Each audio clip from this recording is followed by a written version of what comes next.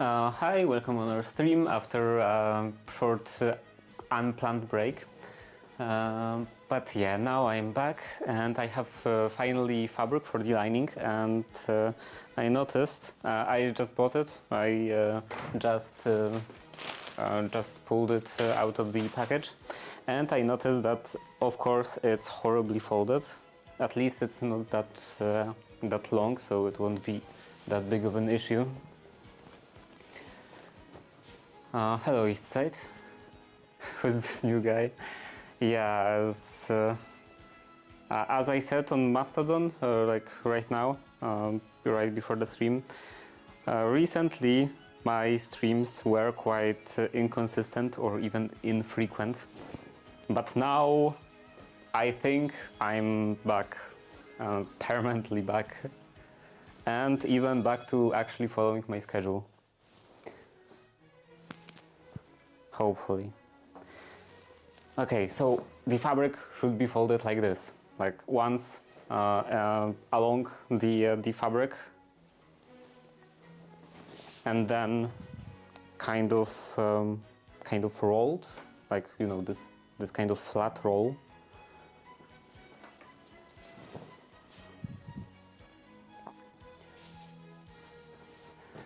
So that it can be unfolded or unrolled from one side, one end, without need to unfold everything.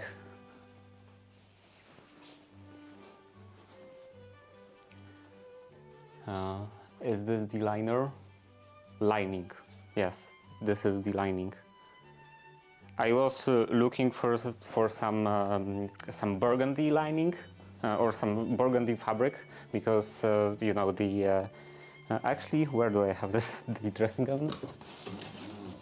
Also, I bought these archival boxes, and when they arrived, I immediately regretted that I didn't order both more of them, and earlier. I should have have them a long time ago. They are super convenient and quite cheap. Okay, so this is the dressing gown, and then pattern is, I think, over here. Maybe not over here. Maybe over here. No, not from this side.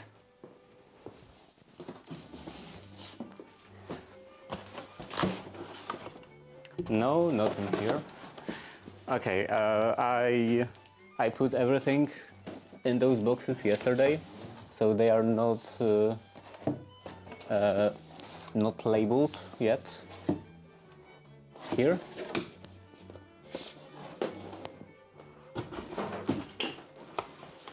And I kicked the camera.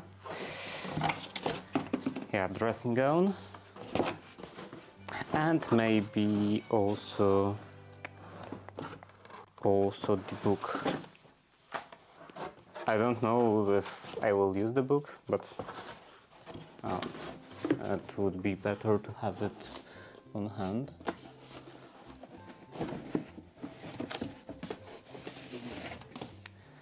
So yeah, what was I saying? Right, this kind of quilted facing is roughly burgundy, so I wanted to. I was thinking about doing also lining in burgundy, but I couldn't find any suitable fabric in that color, so I went with this blue navy. It is completely different hue from this outer fabric, but I guess it's close enough.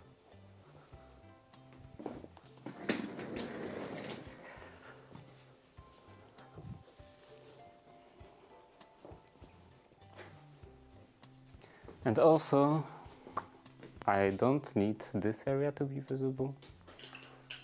Maybe more like this.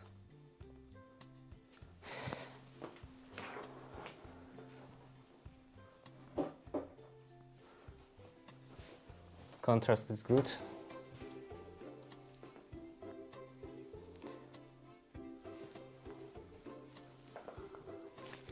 Yeah, actually, how does it look with this facing? I think it's quite fine.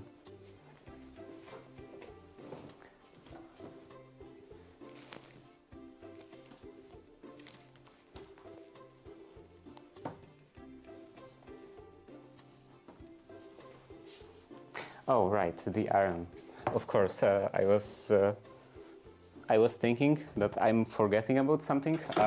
I brought a machine from home, and I was thinking that I was supposed to bring some other fairly big stuff, and I couldn't remember what it was. And yeah, of course, it was an iron, because I will have to iron some stuff. Okay, now that's fine.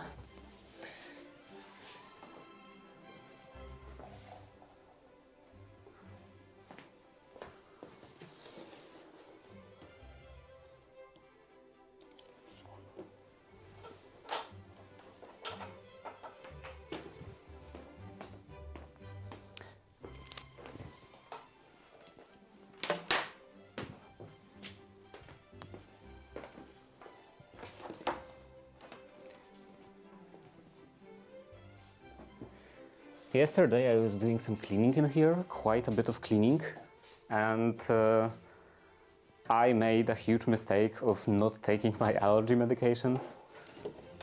I just barely survived yesterday. It was so bad. Actually, my throat is still kind of sore from all of the sneezing. Now this.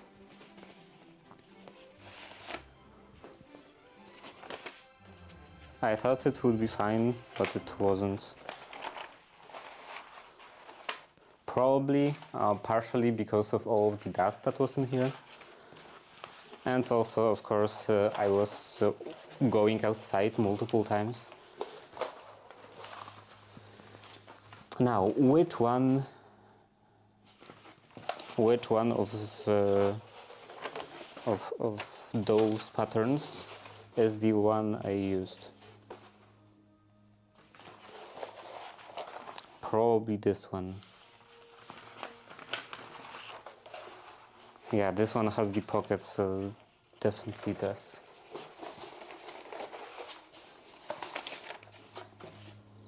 And this I won't need. Let's fold this together.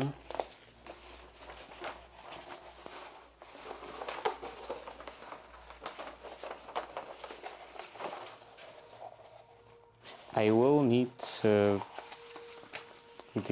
sleeves though, and these are, I think this is the pocket, this is the opening, and this is the collar.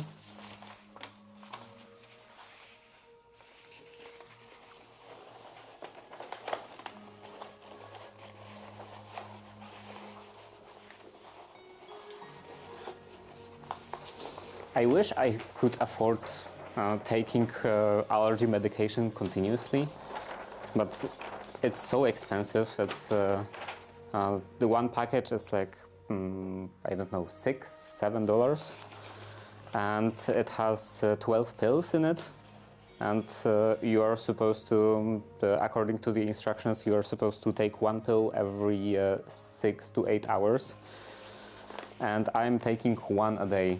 Because if I was taking one every 6 hours, that would be. Oh, they changed the message. Changed the format a bit. If I was taking one every 6 hours, that would be $70 a month. Ban.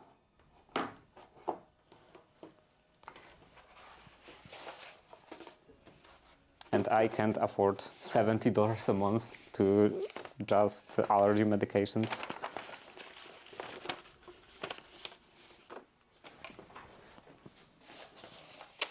Mostly it's not that bad when I'm not taking it, because I don't go outside that much. So I'm just taking one pill before I start streaming.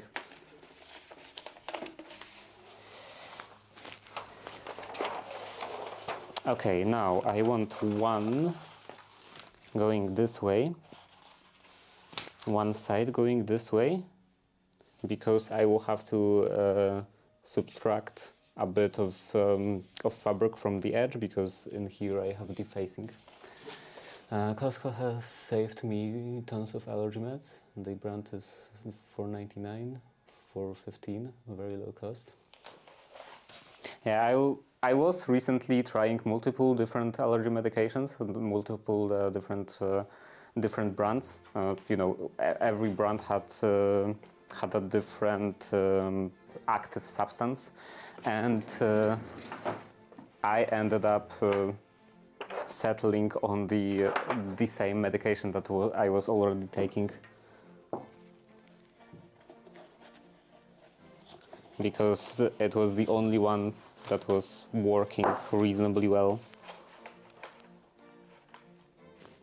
I should readjust the edge. It's not quite lined up.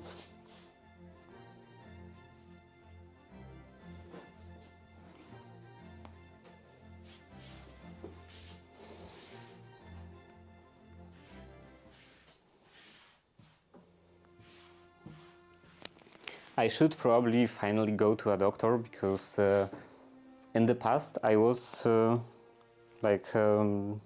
I was consulting the doctor.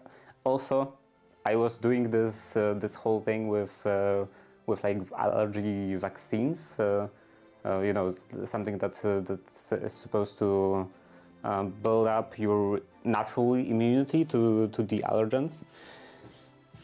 And it didn't really work for me. I was doing that for multiple years, many years even, and I don't really see much of a result. I mean, maybe it is a bit better than when I was a child, but first of all, it could be that it not just naturally changed over time, because I know that it is a thing, and that like allergy intensity can change over time.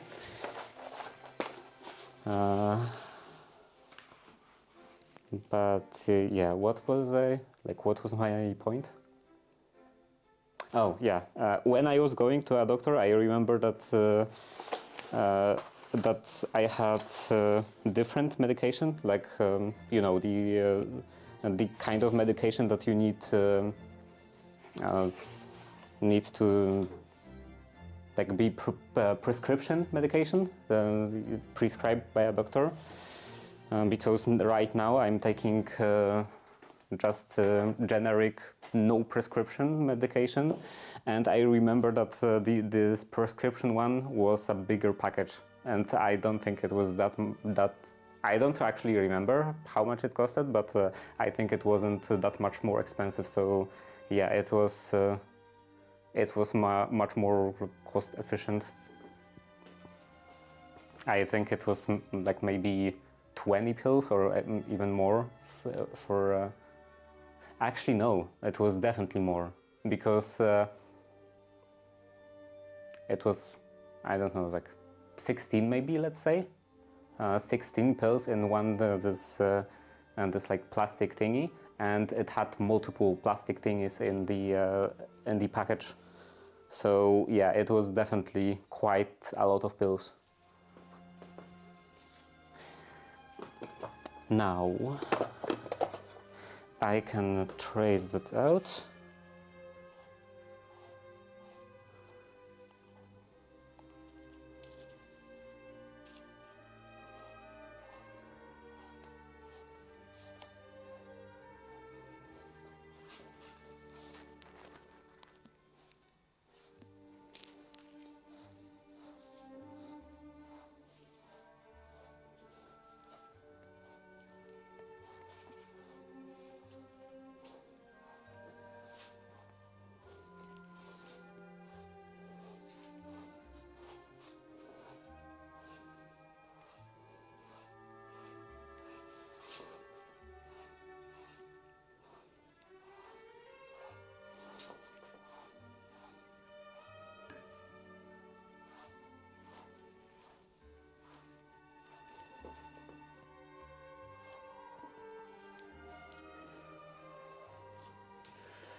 So yeah, I was doing a bit of cleaning. I removed quite a lot of stuff from here. I removed one cabinet or one cupboard that was just laying around, not really attached to any wall or anything, just like actually laying on the floor, in the middle of the floor. So I got rid of that. I got rid of also some not that old sewing machine cabinet, you know, the one with the pedal, like the treadle sewing machine cabinet. That was not a very good quality, so I hated using it. And it's not very good as a piece of furniture, because it's basically just a big block. It doesn't have any storage inside. You can't really put anything inside. So yeah, much more it wasted much more space than a normal shelf would. So I also got rid of that. And then I have some drywall in here, 2 sheets of drywall, like over here. So I want to make a new wall in here and like extend this and go this way, and then I would have the workbench going this way, like perpendicular to the current orientation.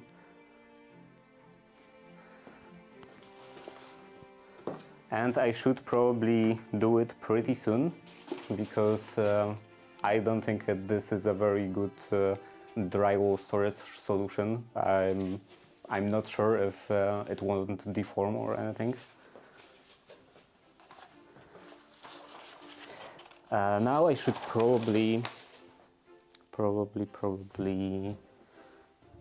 measure the facing.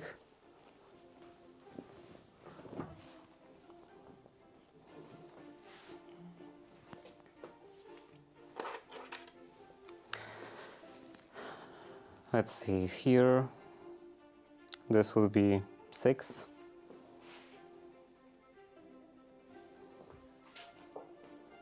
Here less than 6. Maybe, actually no, 5.5 could still be too much. Maybe 5.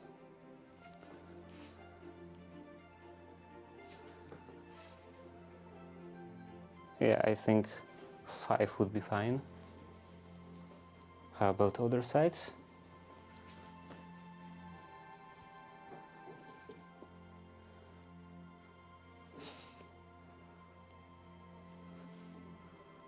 Here, this is fine.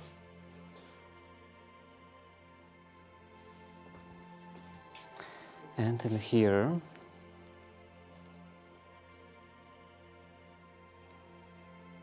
yeah, this should definitely be more.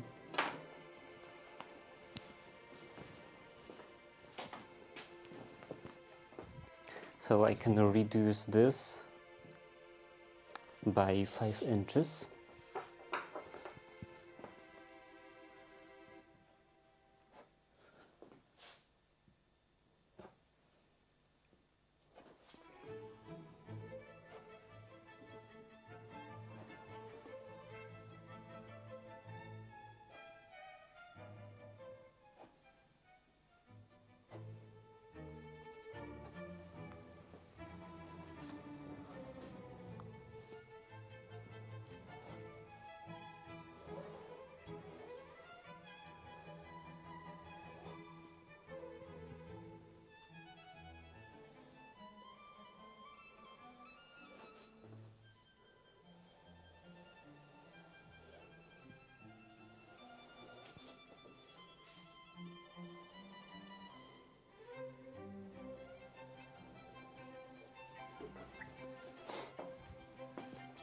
And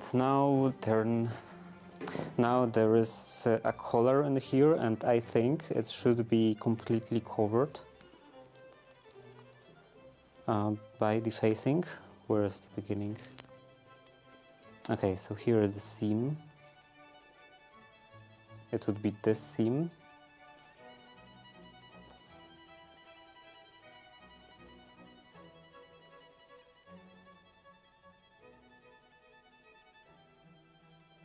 Yeah, I don't think there will be any problem.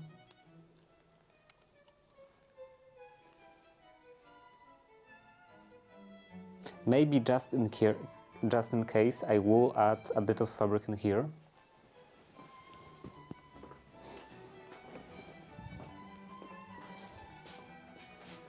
So I will do something like this.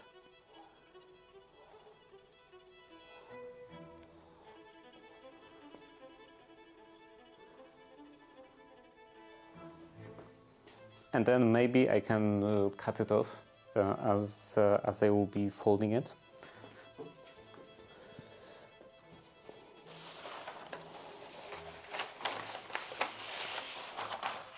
That was one side, and now this side.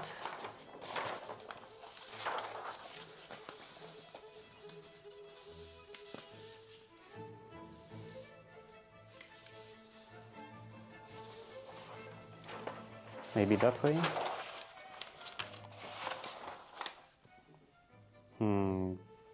This is not straight.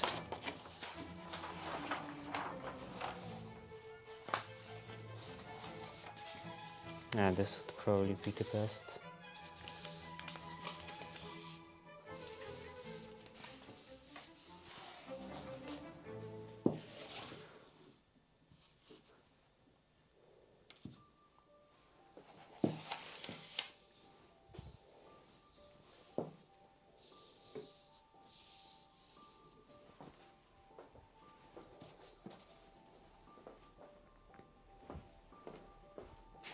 Is this straight? That's roughly straight. I am wasting quite a bit of fabric in here, but I don't think I could rearrange anything so that I would utilize everything. Yeah, I can't really put a sleeve in here.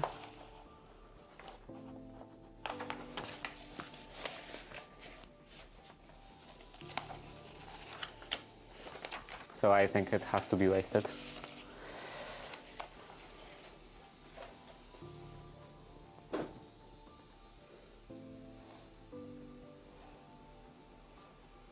Or at least it wouldn't really hurt anything if it's wasted.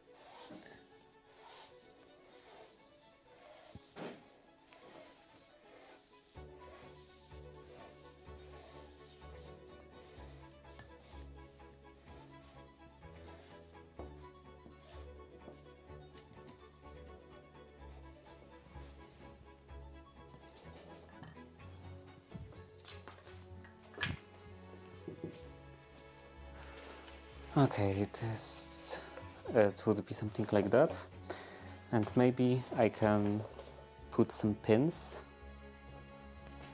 so that the fabric doesn't shift.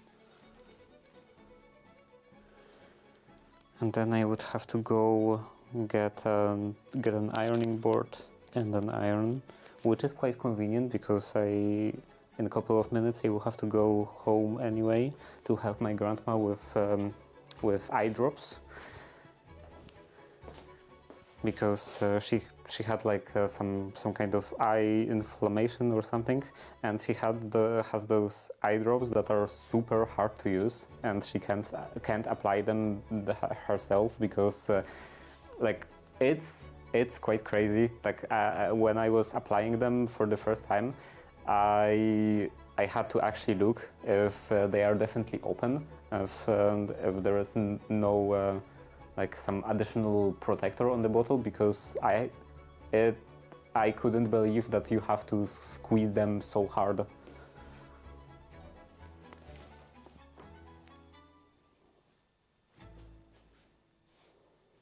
Such a good grandson. Like, well, someone has to do it. There are no many options. Either I would do it or my father.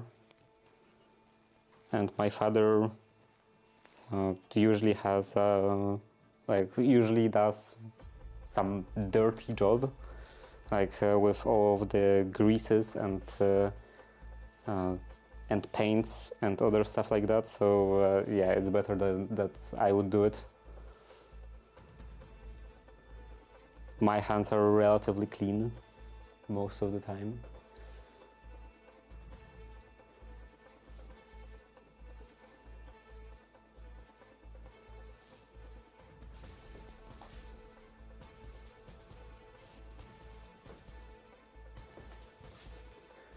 That's good for the eyes.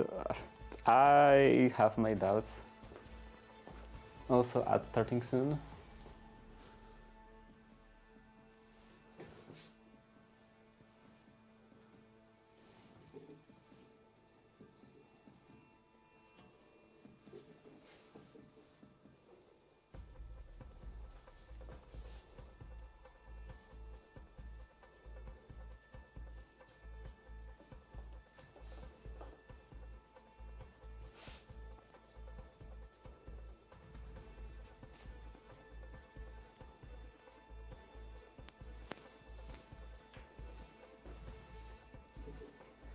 Ad started now.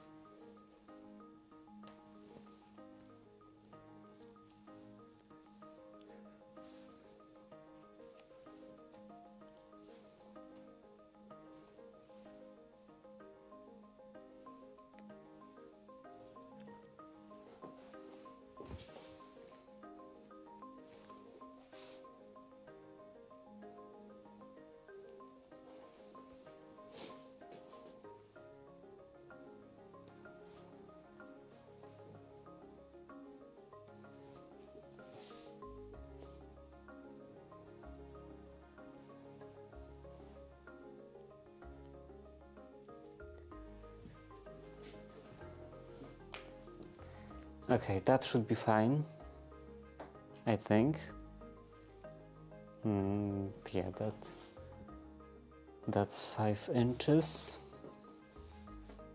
I want to make sure because I didn't buy a lot of that fabric.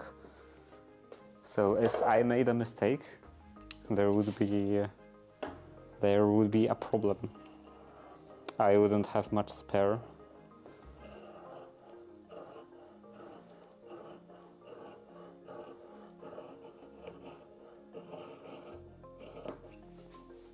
And the ad should be over.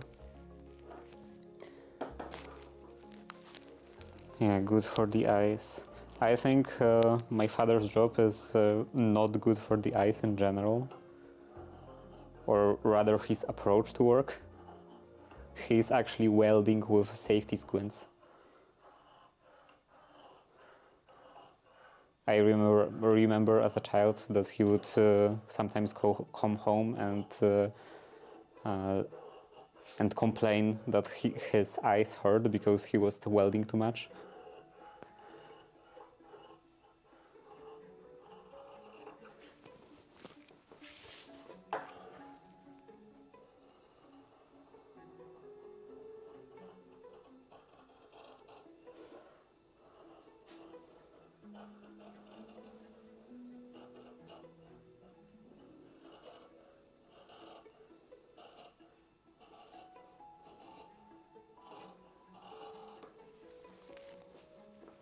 He would also often have some kind of like infection or rather inflammation because of grinding without safety glasses. And turns out pieces of metal in your eyes are also not very good health-wise.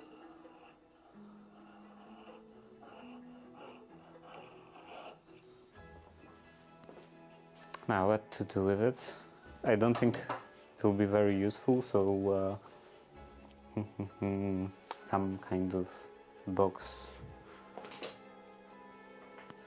for trash like that. Okay, I don't have any box, so just the middle of the floor.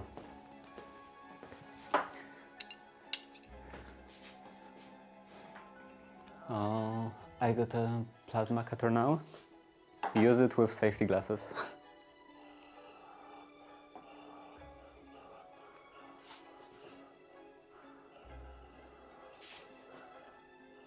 Actually, I don't know how plasma cutter compares to welder.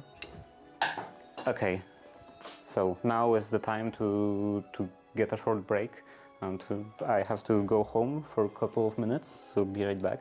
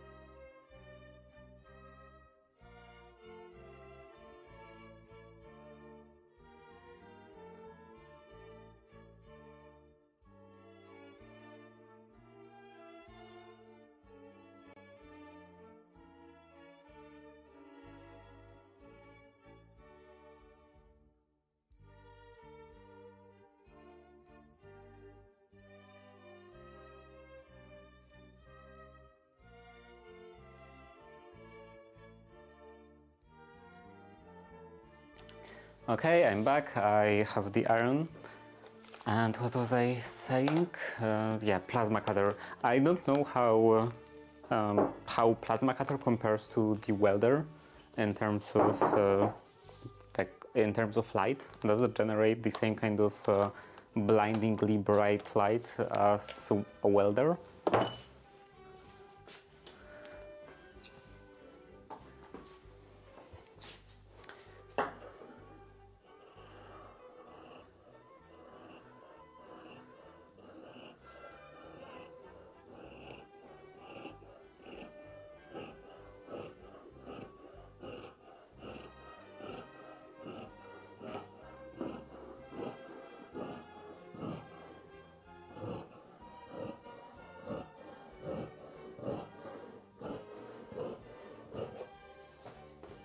It feels so nice to finally be able to use the shears on the entire length.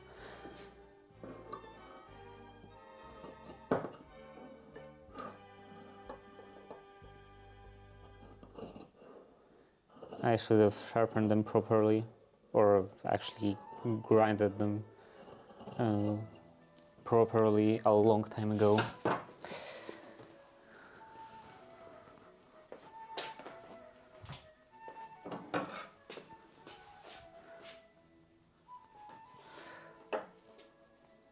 Now this line,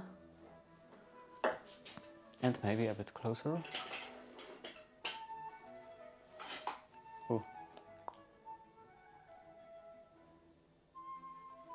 Oh, continuous focus.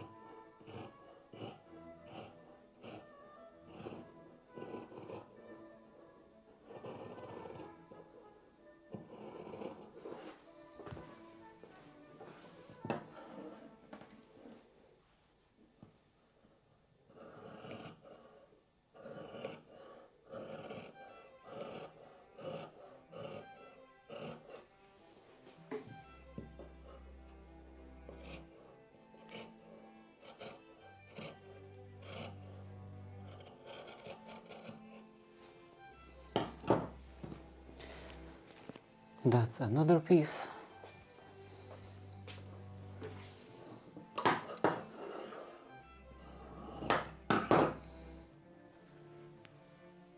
I don't think that will be useful for anything. Although maybe some kind of small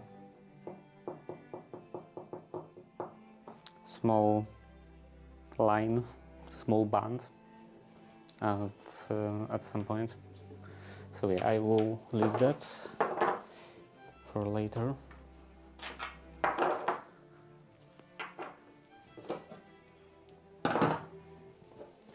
And now the sleeves.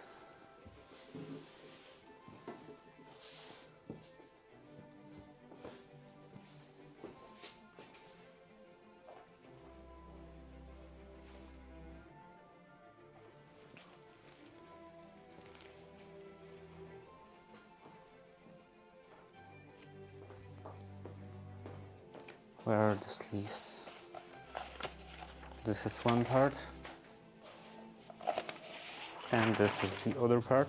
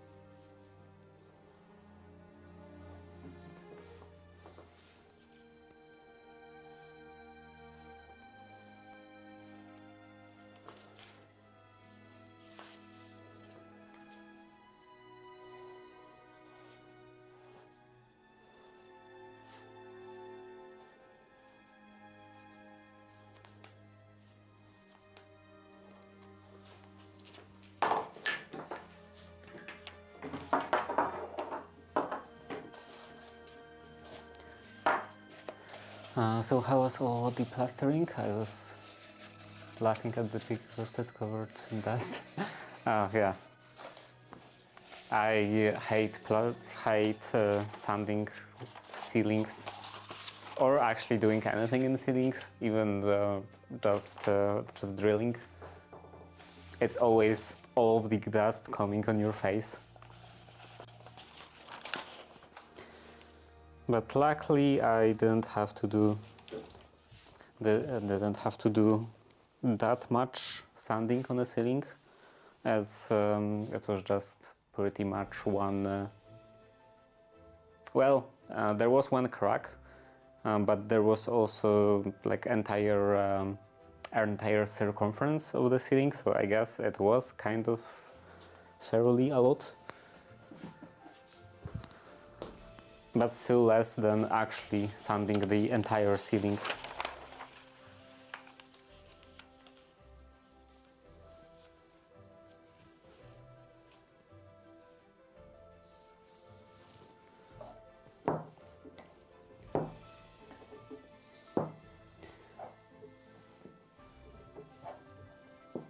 But the worst part is all the dust that's later accumulated everywhere, especially for me, because my hands are super sensitive to any kind of these kinds of dust, and they are immediately super dry, and they are cracking open. Like, my hand was bleeding all over for multiple days when I was cleaning everything.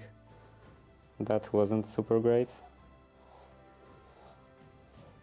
But now everything is pretty much clean, so my hands are also starting to come back to shape.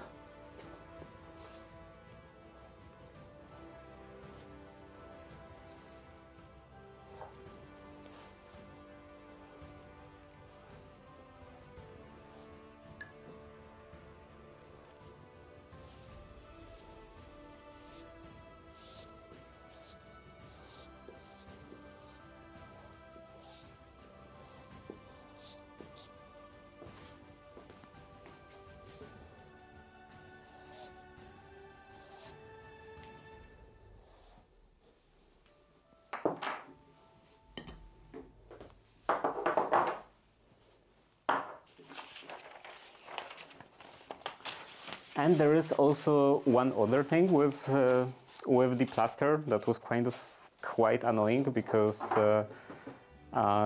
the plaster I was using is apparently quite solvable in water, or probably any kind of liquid. So yeah, I was sanding all of the seams and other stuff so that they are super smooth and everything, super flat, everything, like there is no transition or anything. And then I was applying the sizing, and everything slightly dissolved. So now there is actually there are some visible transitions on the wall. So that's not that great. But I think it's only visible when you look for it. Because even though I know where those transitions are, I started ignoring them pretty quickly. And I think if I asked someone else if they see any imperfections in the walls, I don't think they would notice. Well, I guess unless they would actually come close to the wall and inspect it carefully, like an inch by inch.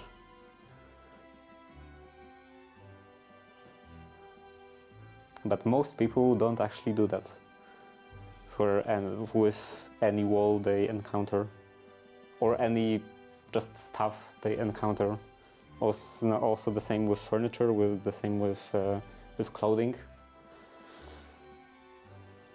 I could make a lot of mistakes with my sewing, and see a lot of mistakes in a finished garment, but then someone else looks at that garment and they don't see anything wrong.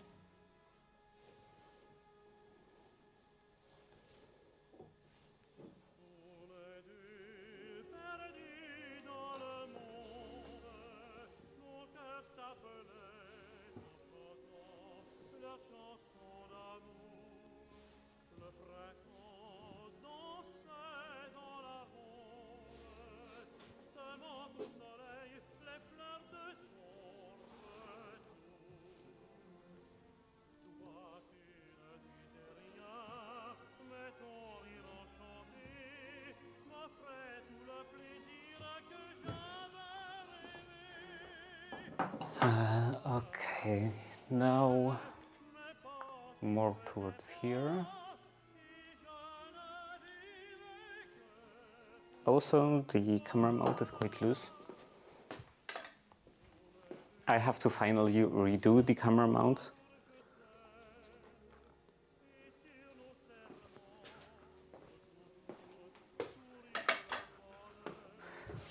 Make an actual camera mount, not just this contraption bushed together.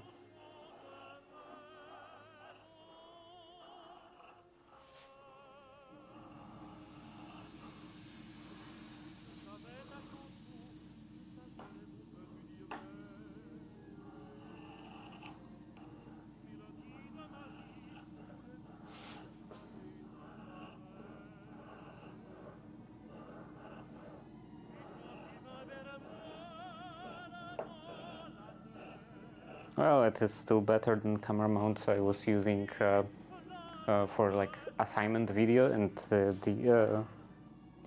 assignment video in the technical school for some like IT lessons or something. We had to do some kind of tutorial video, and I needed some kind of stable way to film the video because of later editing. So I made a camera stand out of 3 brooms. Just taped them together and then attached my phone on top. That was great and not very stable.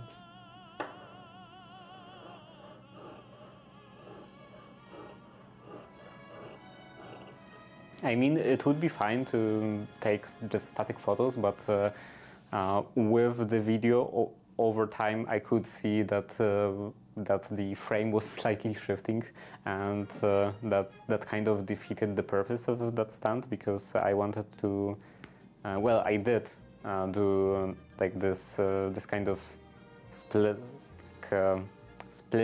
editing, you know, that I recorded part of the video first and then other part later, and then to glued them together so that I have one frame with the same person on both sides.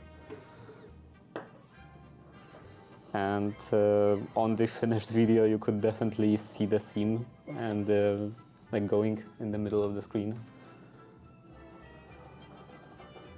because the camera was shifting, the frame was shifting.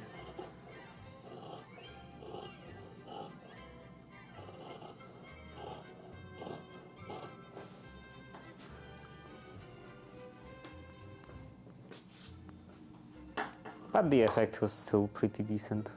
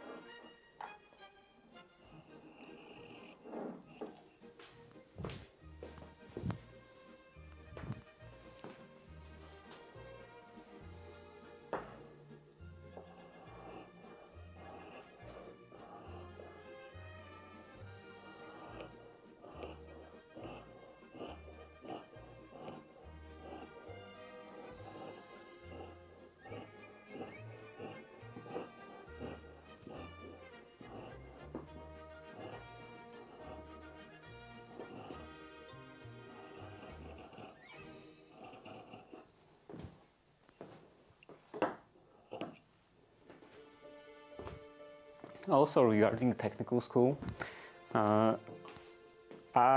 was always saying that it's quite problematic to translate names of schools because of the differences in like educational systems between different countries. So yeah, you can call one school high school in one country and then translate school from some other country as high school, but it doesn't mean they are like actually exactly equivalent.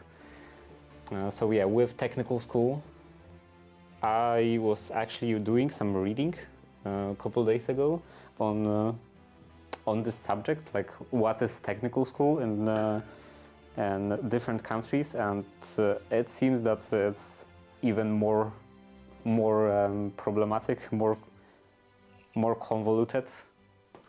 It differs more between different countries than I thought. So maybe I shouldn't even translate my school, which was technicum, as technical school.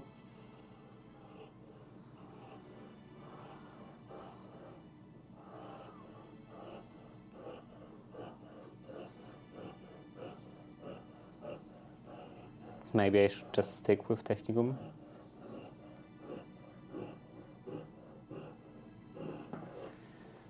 Oh, there was an ad coming, and now it's going. Now it's running, even. Okay, that should be the last part, I think. Yeah, front and sleeves.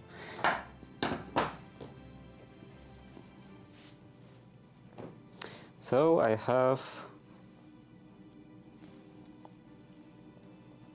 this much fabric left. How much is that?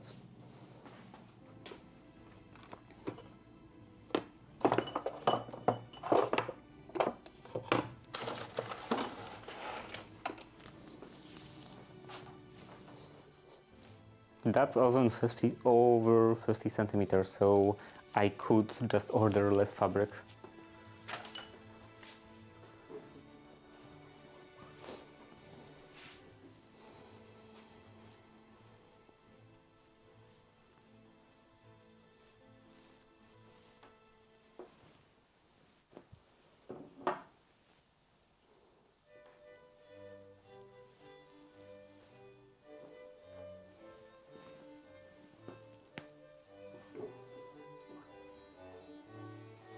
And the US should be over.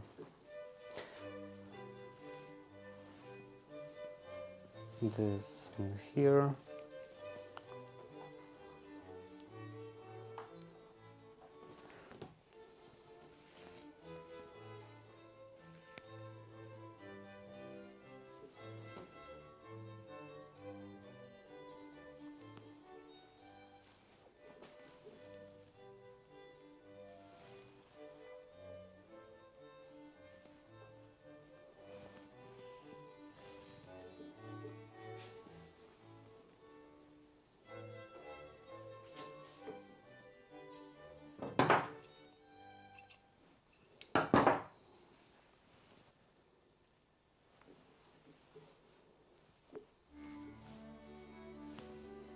Anything else? No, this is all. And I can put it back into the package.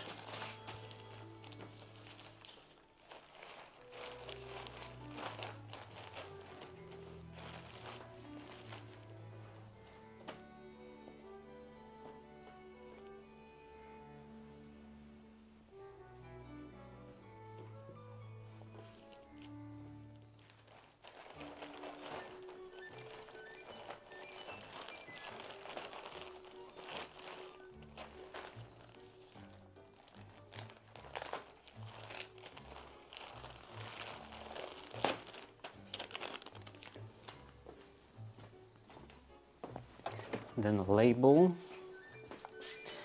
Let's see, this is dark blue navy cotton.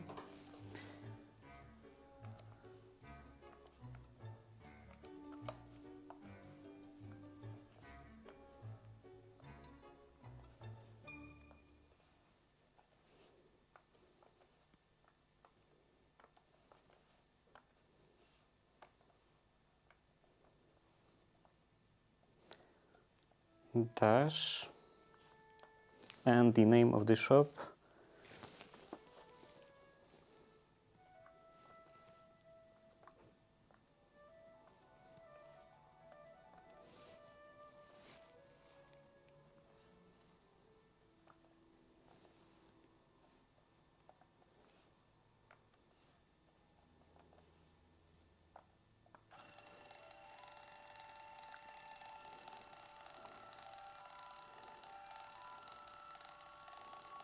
I hate the fact that this is ABC keyboard instead of QWERTY.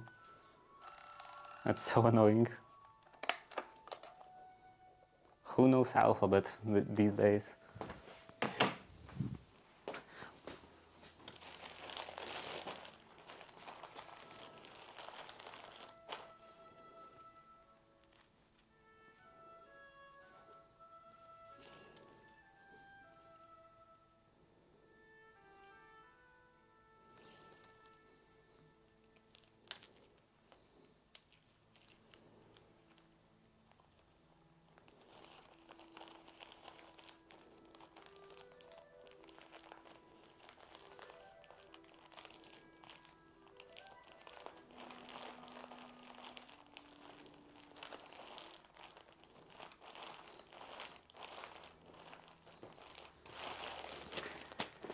Okay, this goes in here.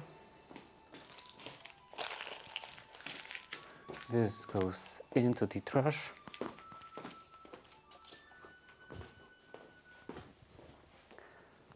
Instead of what? Instead of QWERTY, like a normal keyboard layout. You wish you had what kind of keyboard? Don't follow. Like this. This is ABC keyboard. Like A, B, C, D, E, and so on, instead of normal QWERTY, and it's quite hard. Like you know, everyone knows the order of the alphabet, but everyone, I think, pretty much everyone is much more used to the like QWERTY positions of the keys instead of A, B, C. So writing on this thing is quite slow.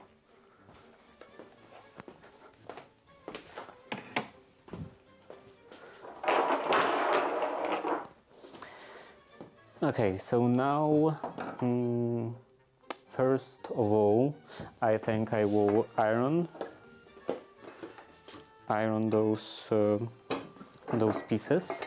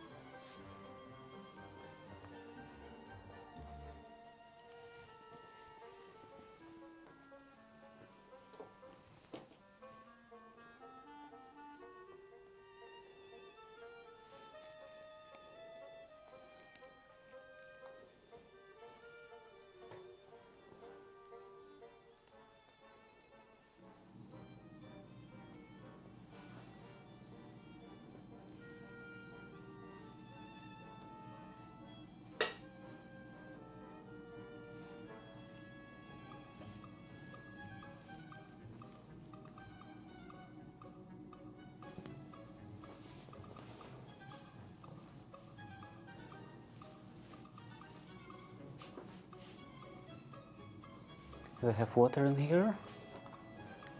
I do have water. It is a very old water.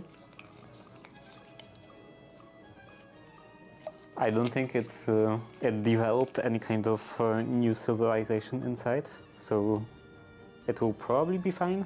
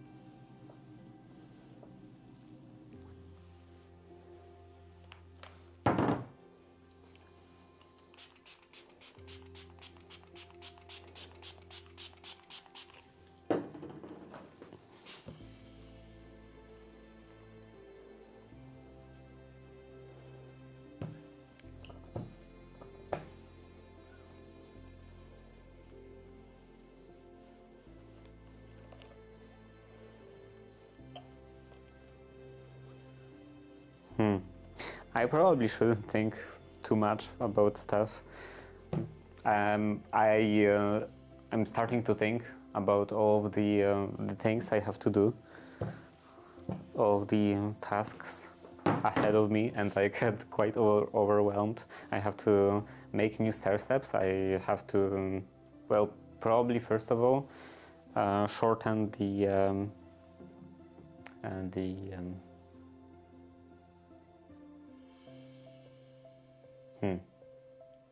you know, in front of windows, you have curtains on the sides, and sometimes, not always, this kind of translucent fabric in the middle. How is that called?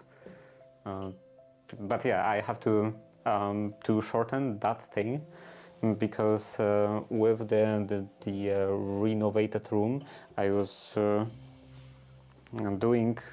modifying quite a lot of stuff, and one of this modified stuff is new curtain rods, and I put them slightly lower because the old ones were practically right under the ceiling, and I think it looked quite stupid that they were so high. But because they were so high, the old translucent fabric was also that kind of length. So now it's too long.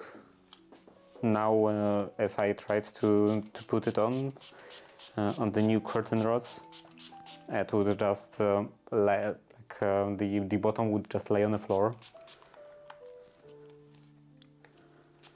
So I have to shorten the... What happened?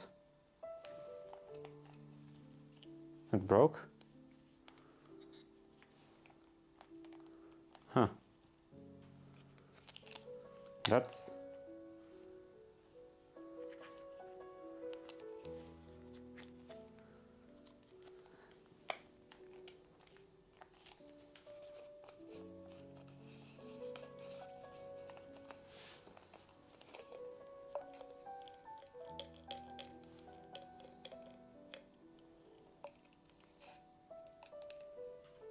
I don't understand. How can something like that break?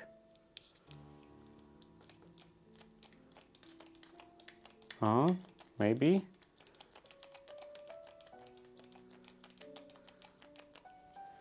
Maybe it like the water filled up some cavity that it shouldn't.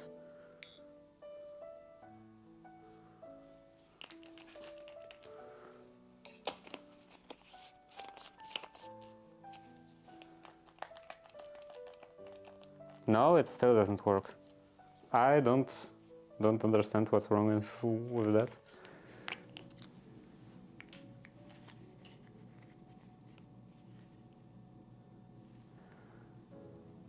You'll have to use the iron's water tank. Yeah, I probably just I will just iron this without steam. I don't want to use this water tank. Actually, if I remember correctly, there was some problem with this water tank, like it leaked or something, and I haven't used it ever since.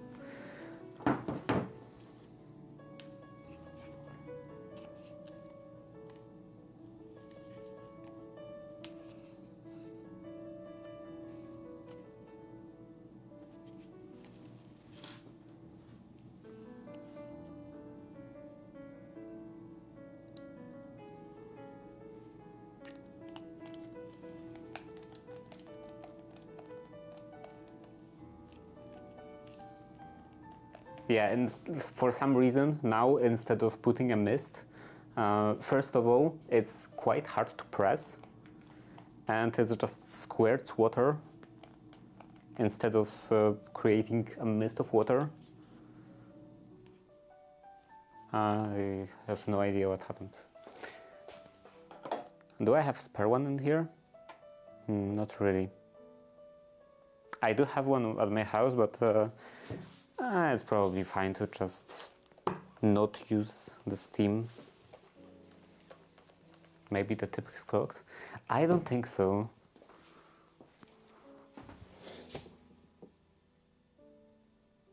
It doesn't look like there is anything wrong with the tip.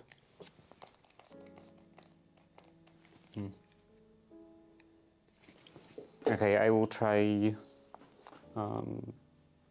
with the needle maybe. Poke it slightly.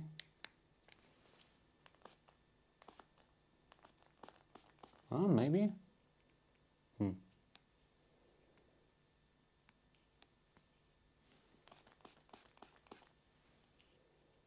Maybe there was some like impurity in water. Okay. Well, actually, it doesn't work properly.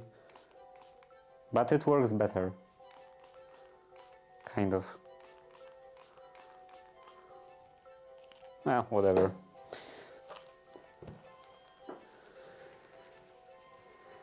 Winning? Yeah, but not all the way.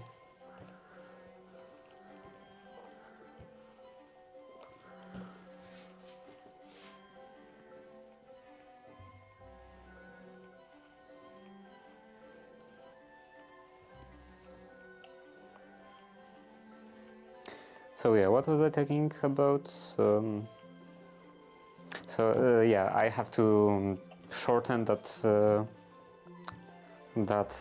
window translucent fabric, and then I have to make new curtains because they would also the old curtains are also too long, and the old curtains are quite trash anyway, so I don't want to even reuse the fabric.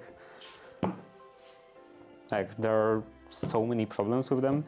First of all, the old curtain rod, for some reason, was on the entire wall instead of just around the window. So it had quite a lot of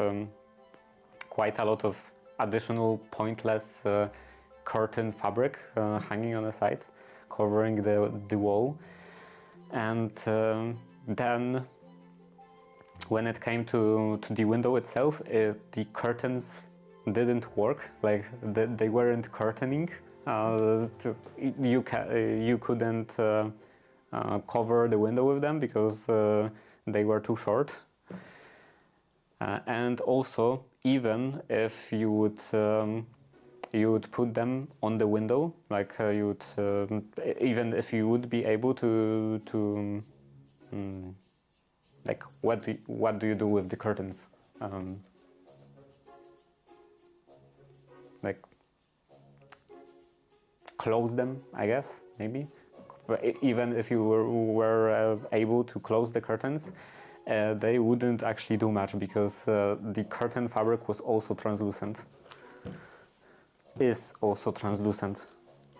So yeah, just completely pointless curtains all the way.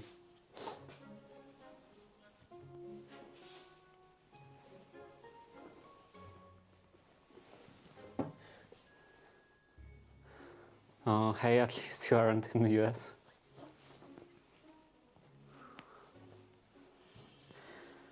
Yeah, that's quite nice.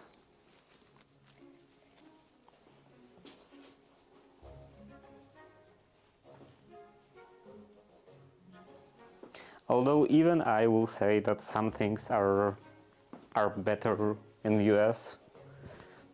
Like, you remember how I was talking about the fact that I dropped a piece of furniture, a cabinet, like upper piece of cabinet, and you were saying that it's gonna be another project fixing that, and then I said that it's a particle board. Yeah, and here in Poland, and probably in the like entire Central and Eastern Europe, any kind of solid wood furniture is a real luxury. Like, it's really hard to find some house with furniture made out of solid wood. It's like the furniture is in here almost exclusively made out of garbage.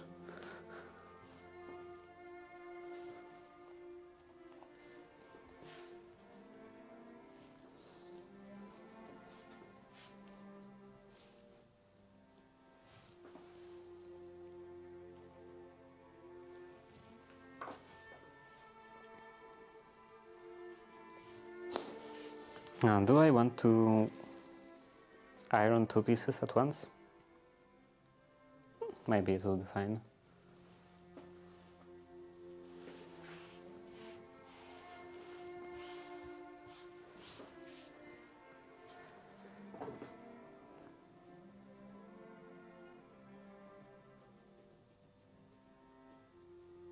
Just leave them open, live proud.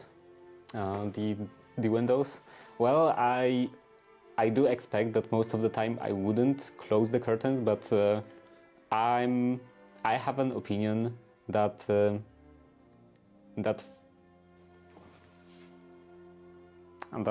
just things that were supposed to be functional at some point should remain functional. So curtains, you should be able to close the curtains, even if most of the time you don't.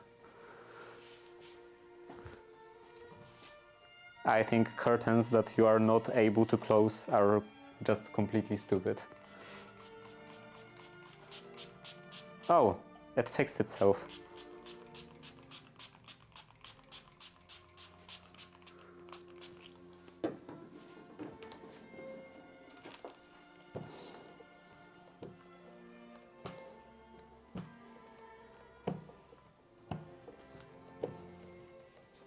Like I said, go antique, that's what we did. Yeah, the problem is that solid wood furniture is just not very popular at all in general. Even if you do buy antique furniture, most of the time they are at least partially made of particle board. It's actually quite rare to find solid wood furniture. I'm not saying that it's completely unheard of.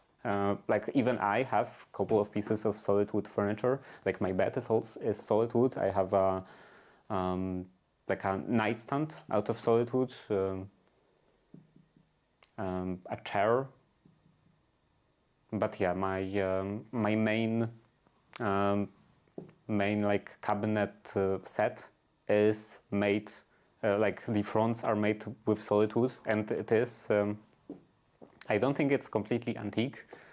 It's just fairly old, and the fronts are made of solid wood, but the like side walls are made out of particle board. And then I also have a bureau that is also mostly made out of particle board. Even though it is, I think, quite old. It's just a thing in this region of Europe that antiques are quite garbage. I think pretty much all kinds of antiques. Antique tools, antique furniture. Like antique tools, if you compare like any kind of antique woodworking tools, like a saw, for example, if you see a saw like that, you could tell straight away that this saw is from Western Europe, because there is no way you could find something like that from Poland. Maybe in Poland, because someone could import a saw or any kind of tool in the past, and then they would sell it as antiques. But nothing like that was produced in here at any point.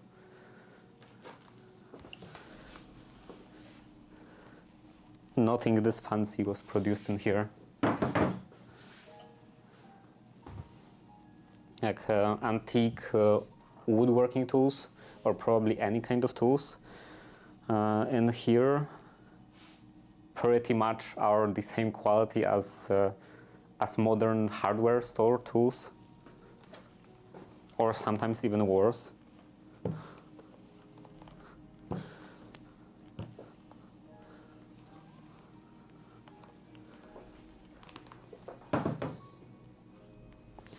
You know, the Soviet technology.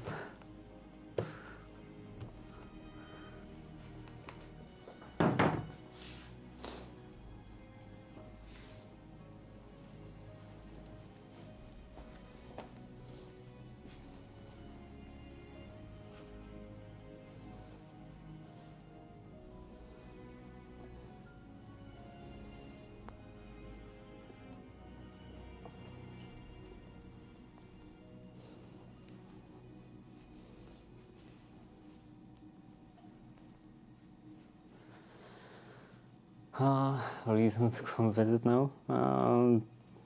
No, too expensive. Both travel and probably things I would see. It would be even worse. Like I would see all of the nice stuff that I would like to buy, and then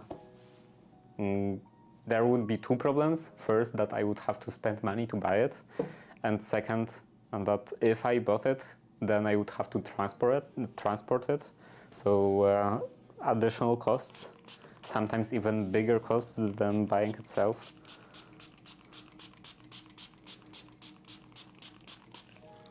I think quite often bigger costs.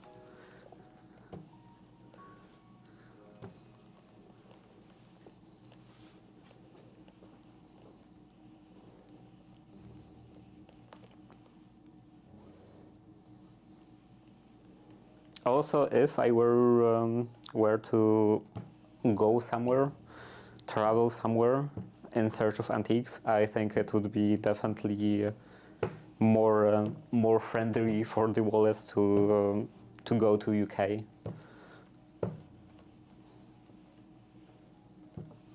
Or maybe even to Germany. I think in Germany you can find quite a lot of better quality stuff than in Poland.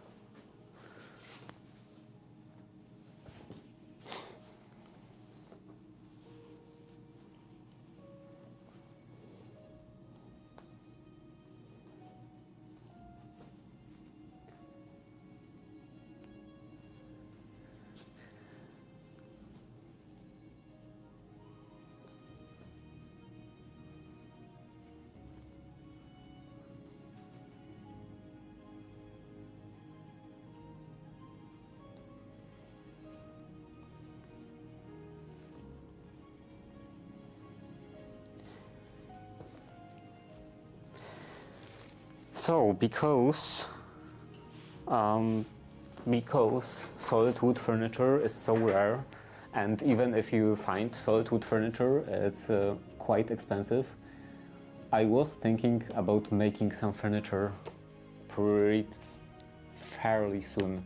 I'm not even sure if this year, maybe next year, but yeah, in this room that I was renovating, I have all of this horrible particle board furniture. And not only particle board, but falling apart particle board. So yeah, I have to definitely replace them, and I think that I want to replace them with the furniture that I would make myself. Because when we were buying wood for a new staircase, I found out that wood, like hardwood, I'm not sure what's their species. Definitely not oak. Oak is domp, I think. It's book. I don't know what species is book. Wait a minute.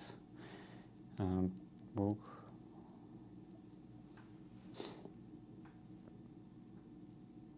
Beech. So we were buying some beech wood, and it's actually fairly inexpensive.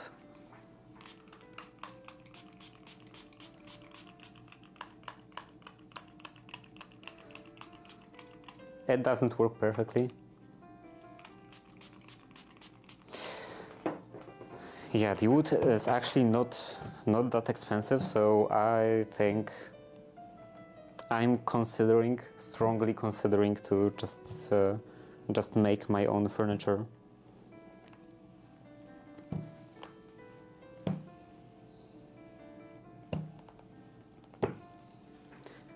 For the money reasons and also for additional content. And also learning opportunity. It would be quite nice to have like experience in making some bigger pieces of furniture, more complicated. I can fold this, I don't need this anymore.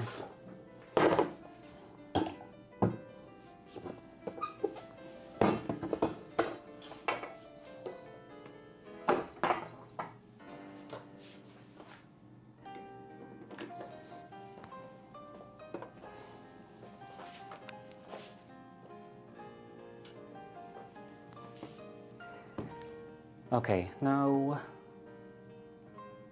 I think I can connect everything together.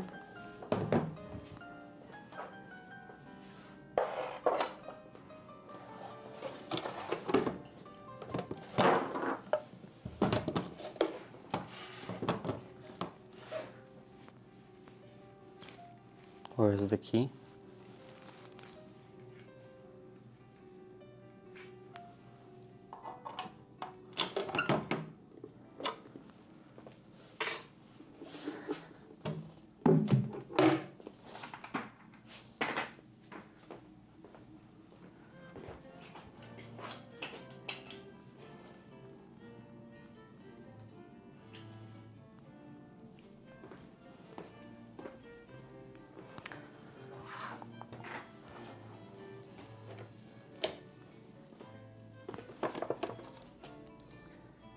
The key and some thread.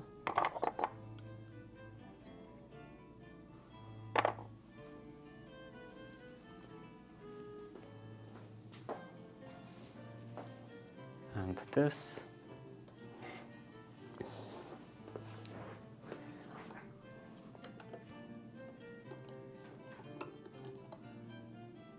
This is empty.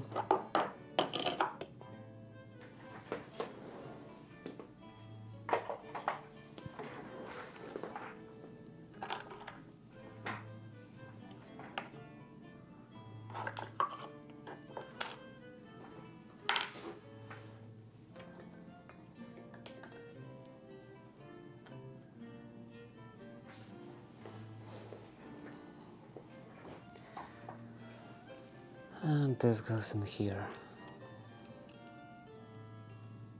Oh, this is the spool with the opening in here, with the hole. That is quite convenient.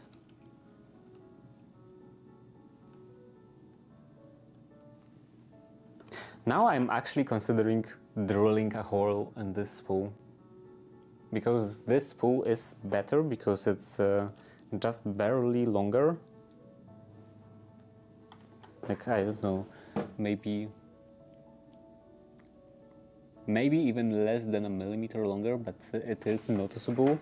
And that on this spool the thread kind of bunches up on one end, and on this one doesn't. But this one doesn't have a hole. So I'm actually considering drilling hole in here on one end, so that it would be convenient to put the thread on the spool, like in this case.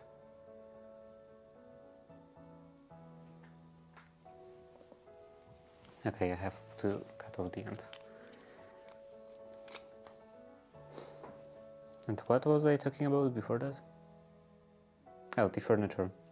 And the fact that I would like to try making some bigger, more complicated pieces of furniture myself, because up until now everything that I made was quite simple, like a stool, for example. I never made a piece of furniture that would have raised panels or other stuff like that. I did some dovetails, but that's pretty much it when it comes to more sophisticated joints.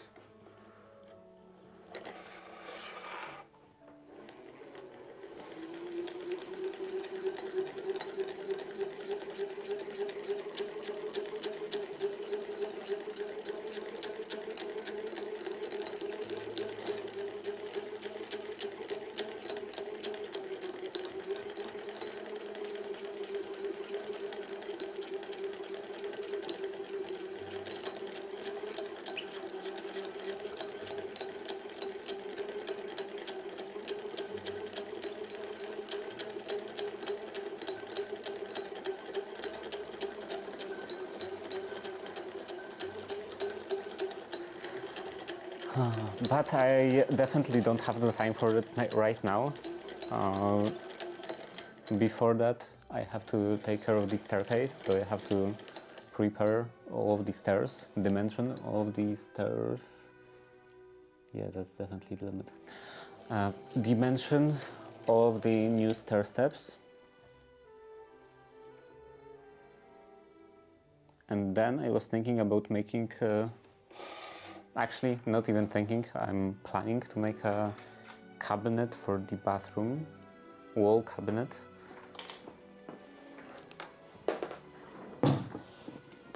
Maybe I could treat it as a kind of a test run, as a preparation, because it will involve stuff like those panels. But it is much smaller. I'm planning to make it much smaller than a wardrobe, for example. Although small stuff is not always easier.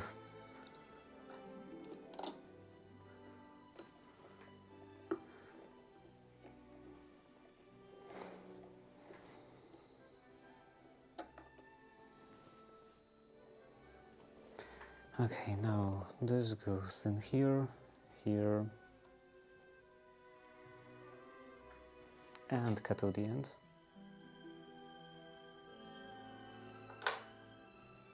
Bit wispy end. Here, here, and here, and into the needle.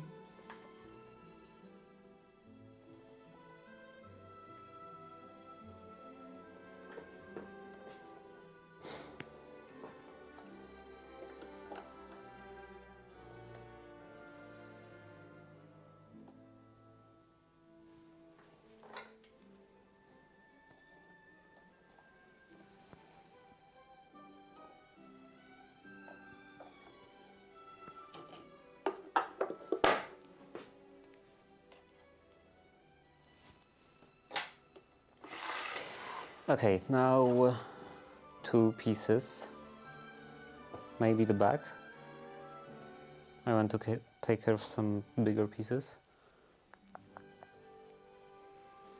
This is the front.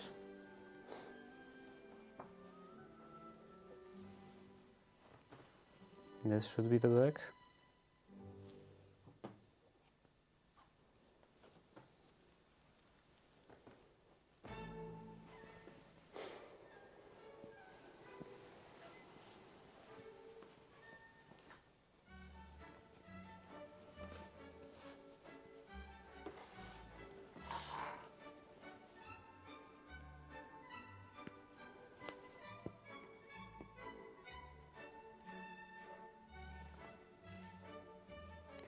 One pin here, one on the other end.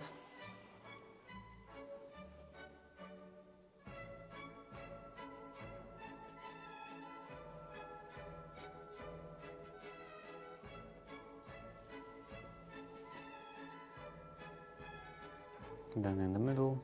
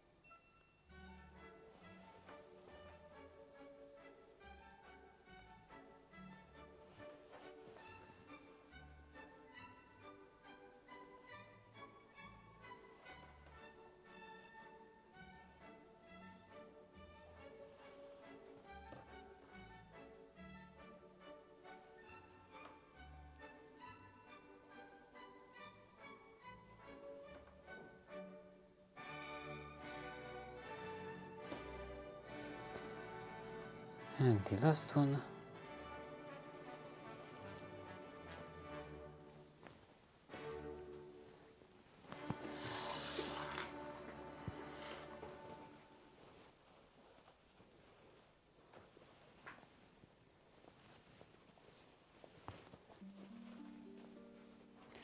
Back at the PC.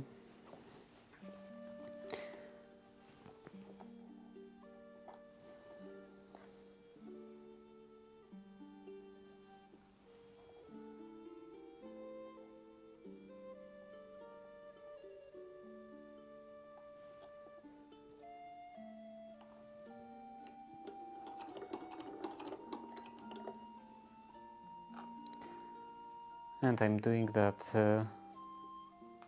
at the width of the foot, or the side of the foot, which I think is something like 3/16.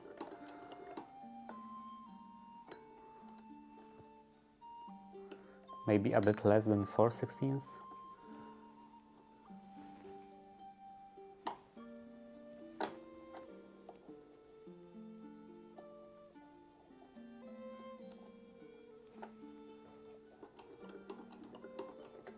A bit less than 4/16 because there is also an offset of the needle.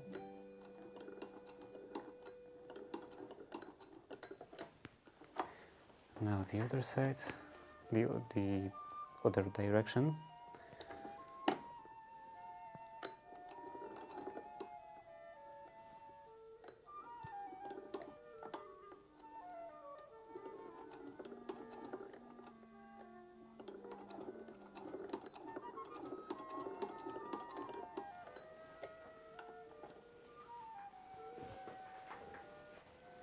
And now I definitely wish I had some better light.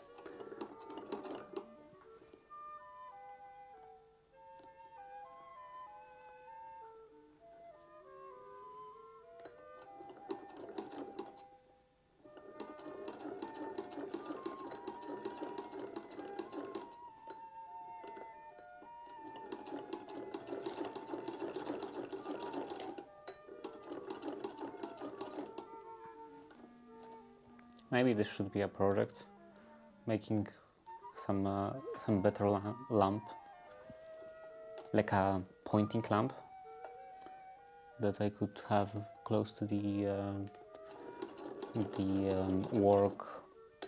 work piece.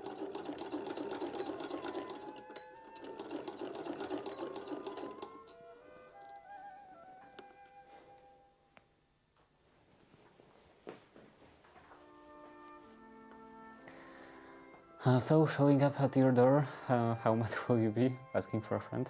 Very mad. I would close the door without letting anyone in.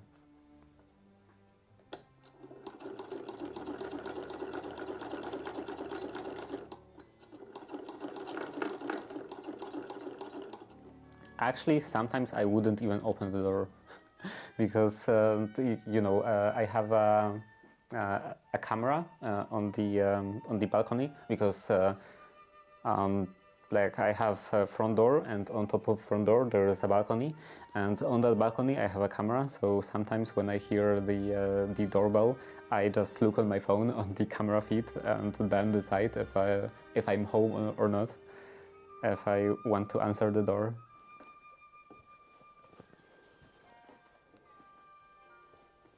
And sometimes I do actually decide that I'm not home.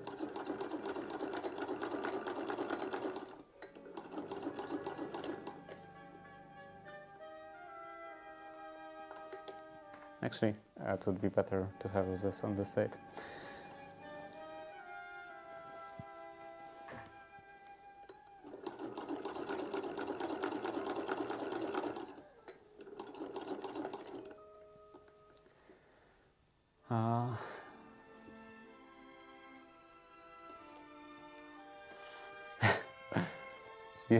You'd see me and be like, who is this Russian guy on my door?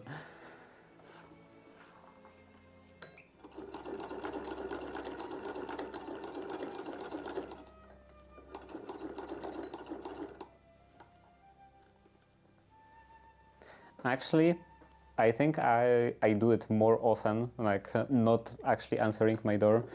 I do it more often with the people I recognize than with some complete strangers.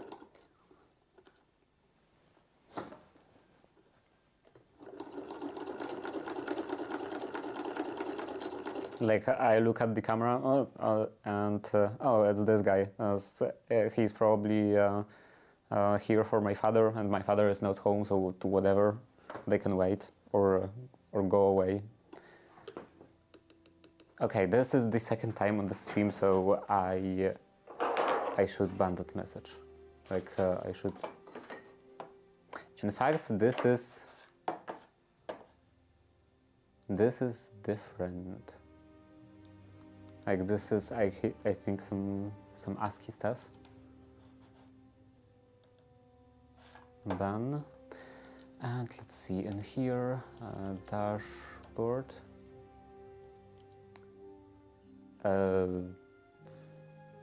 Phrases. No. Yes, banned terms and phrases. How do you add stuff?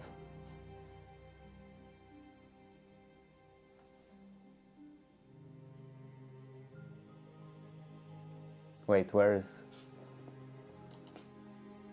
Oh. You have to put it into the search bar. Add.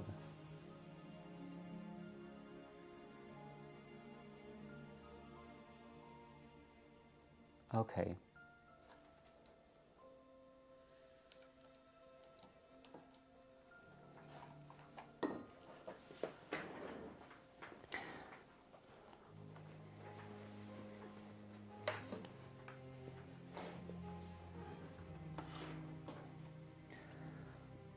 He's like on its teeth.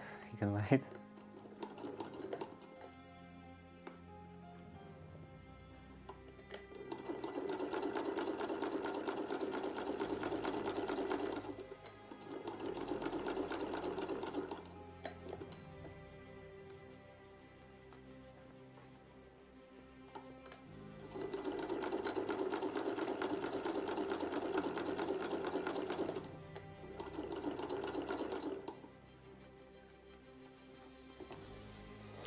It's kind of similar with answering my phone.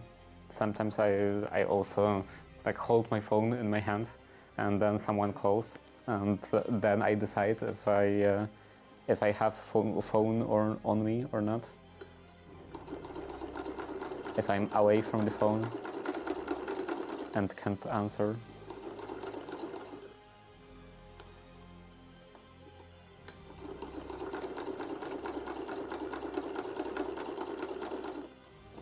Doesn't happen very often because hardly ever anyone calls me. Maybe these two facts are connected in some way. The fact that I don't answer phones and the fact that no one calls me.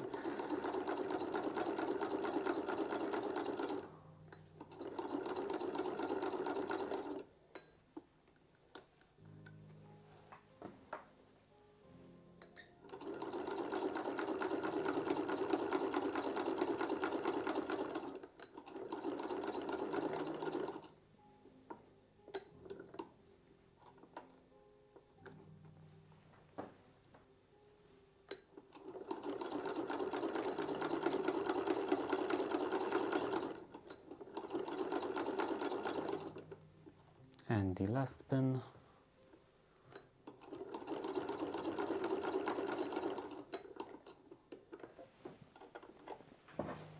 Now the other way.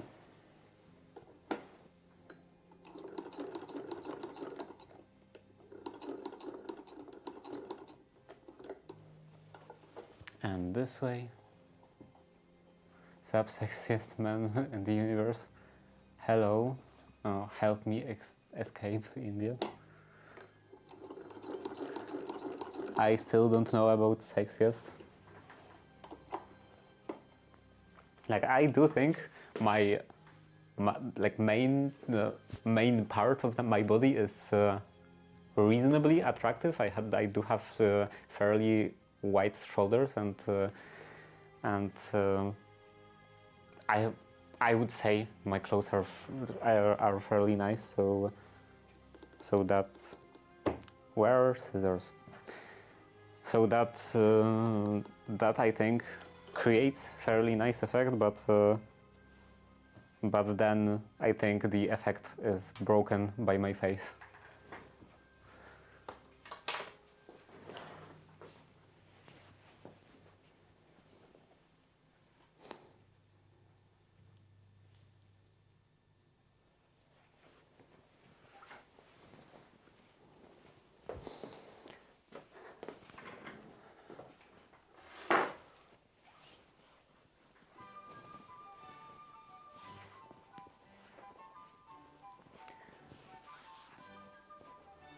Oh, fire, bro, your clothes are fine. Fire.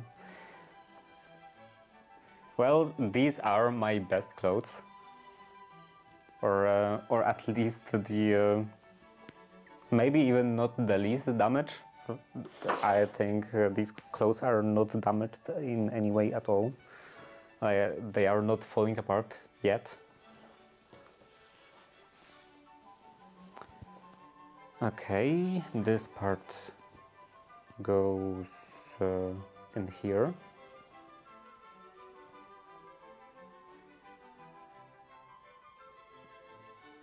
And also this is my newest shirt. It's actually the first time I'm wearing it. I was kind of saving it.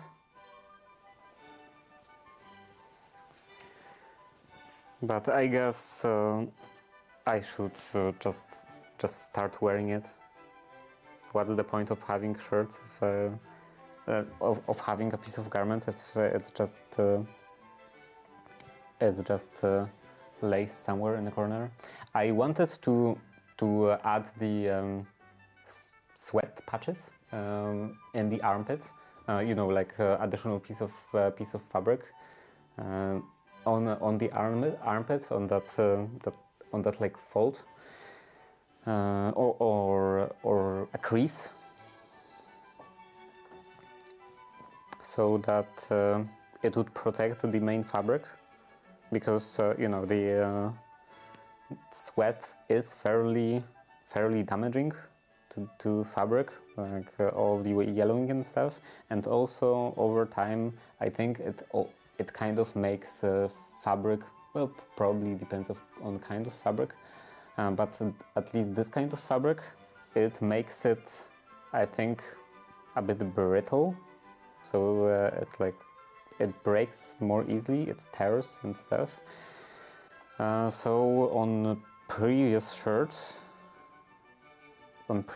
I made, I added additional patches.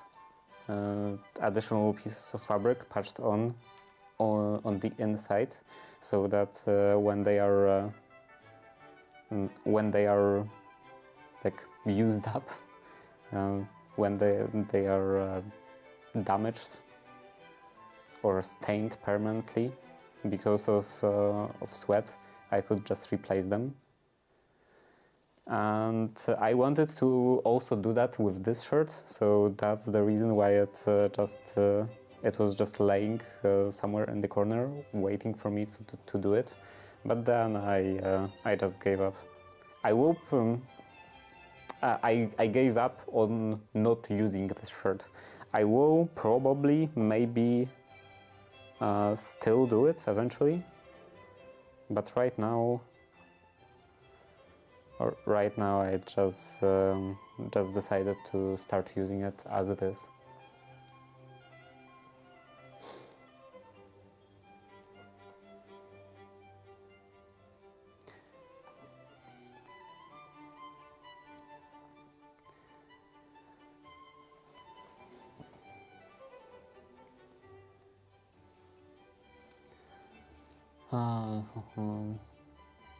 And I wasn't reading chat for a couple of minutes. If I looked like you, I would get all the girls in the university. Well, I didn't get any at the university, so I don't know about that.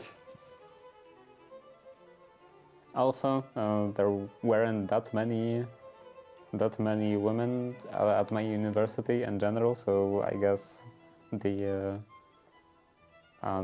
choice wasn't that great. The selection wasn't that great, because you know it was like a STEM university, and those typically characterize in having different proportions of men and women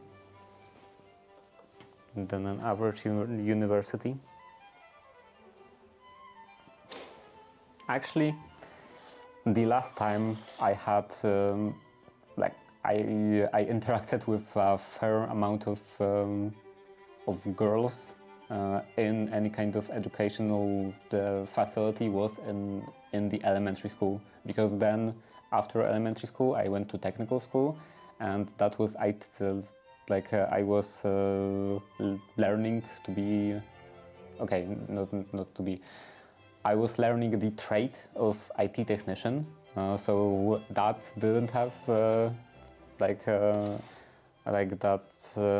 that kind of specialization. Didn't have many women, and in my class there weren't any women. there weren't any girls. And then I went to the university and I was studying electronics engineering, and that also wasn't very popular. So yeah, I was in a fairly masculine environment most of my life. Well, I guess maybe not masculine, because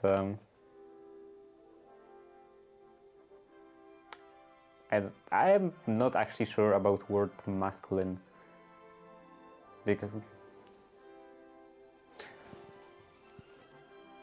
yeah, how you would define masculine? Like just adjective of being a man, or some kind of specific type of man, like you know, the gym bros or something like that. Because if that's the case, then I would say it wasn't the case. But yeah, I was most of my life I was surrounded by in great majority by only men.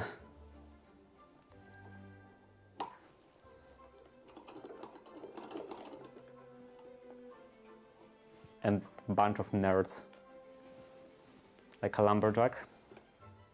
Yeah, it wasn't an environment of lumberjacks.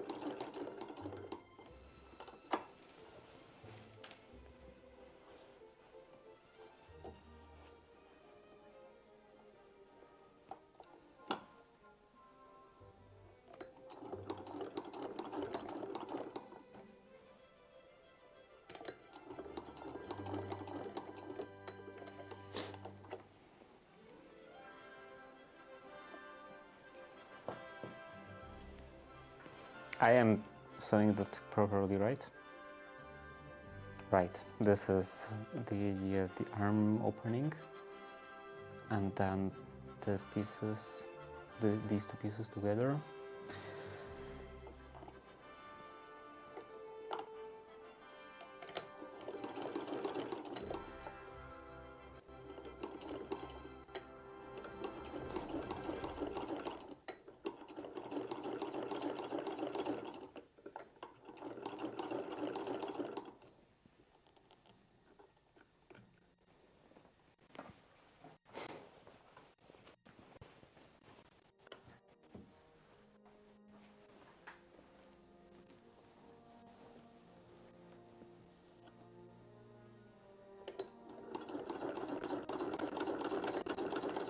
And the ads should be over. Always import costs, never get one locally. I am just never getting one at all.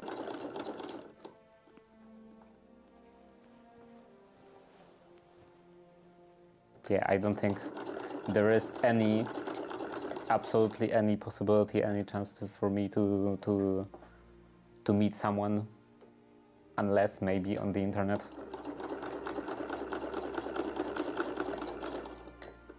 Like IRL, the only place I interact with other people, and I wouldn't even really call it interaction, is when doing shopping, mostly grocery shopping, or sometimes going to hardware store or something like that. That's pretty much only time, only case that I leave my house.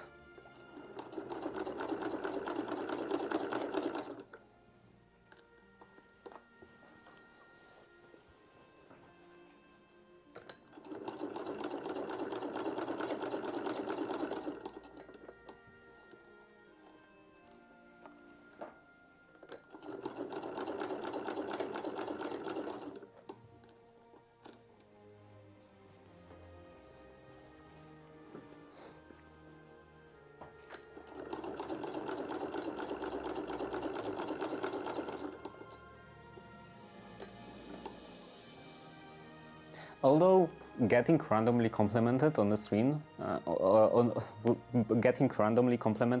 street, for my outfit did happen a couple of times. So I guess maybe like meeting someone, maybe not even in a like romantic relationship or anything like that, but just meeting anyone in general, even like for a friend or something, is maybe possible, even with just doing some random errands, like grocery shopping or something.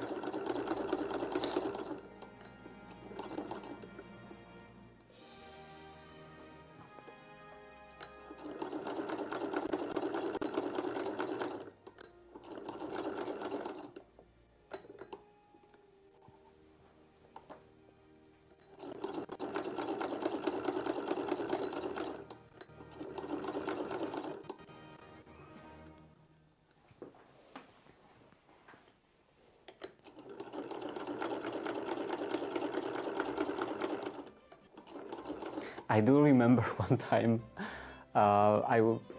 it was when I was at the university, and I was traveling by a bus. I was going to the university via bus, and there was some girl that waited until the bus reached her stop, and then she came to me. She said that I look super nice with. That my clothes look super nice and everything, and then immediately ran away. I guess she just wanted to say that, and but she was very embarrassed by it, so she waited until she would have like escape route. That was funny.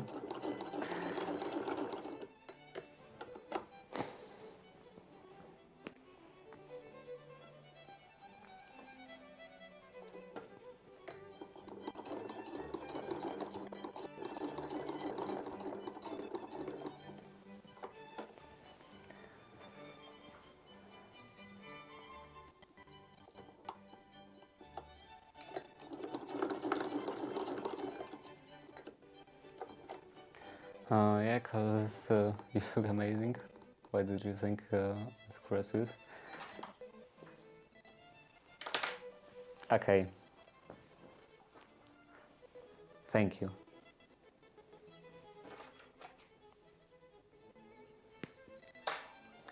I still do see room for improvement.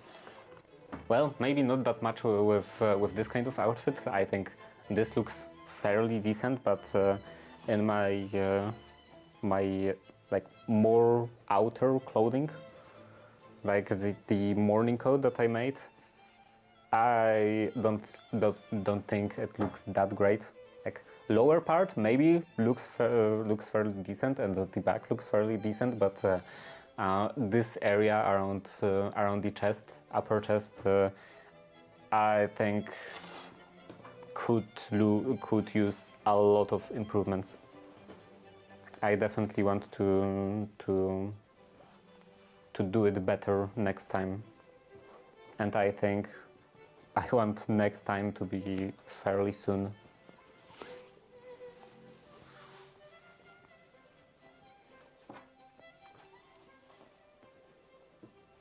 But I also think that next time I will go with something else. Something else than a morning coat.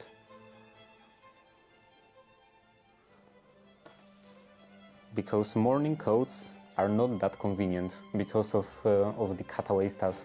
Like with morning coat, like it goes like a normal jacket, pretty much up to here, and then it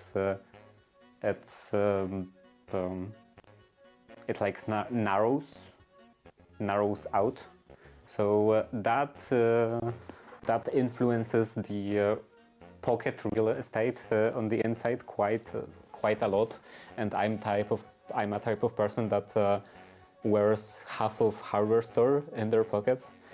I have a very extensive EDC, so having little room inside for all of the pockets is very annoying.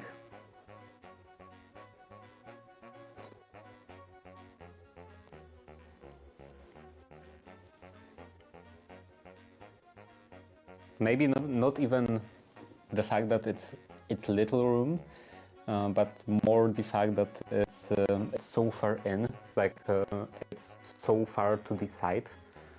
I have to reach very awkwardly to. I have to, yeah, reach with my hand very awkwardly to get to all of the pockets.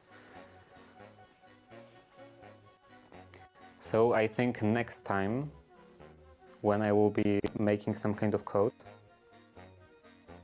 I think I will go with a frock coat. I think frock coat.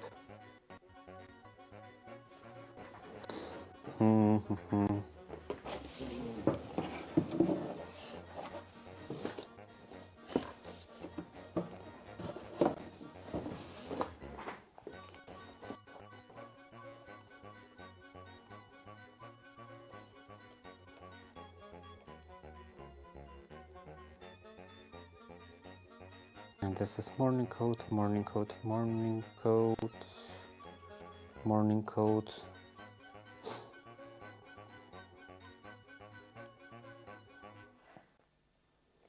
And this is frock.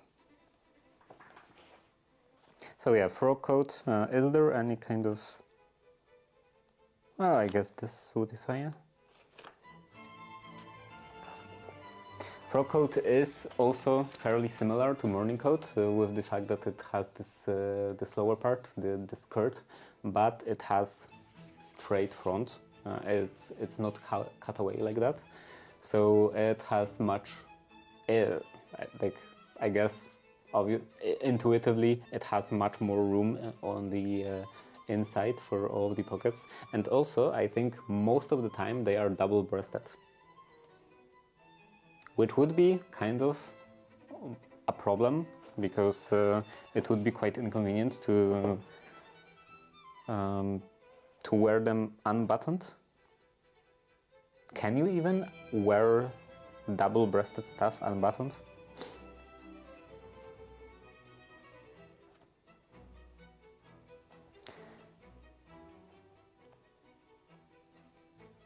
So yeah, maybe that would be kind of a problem.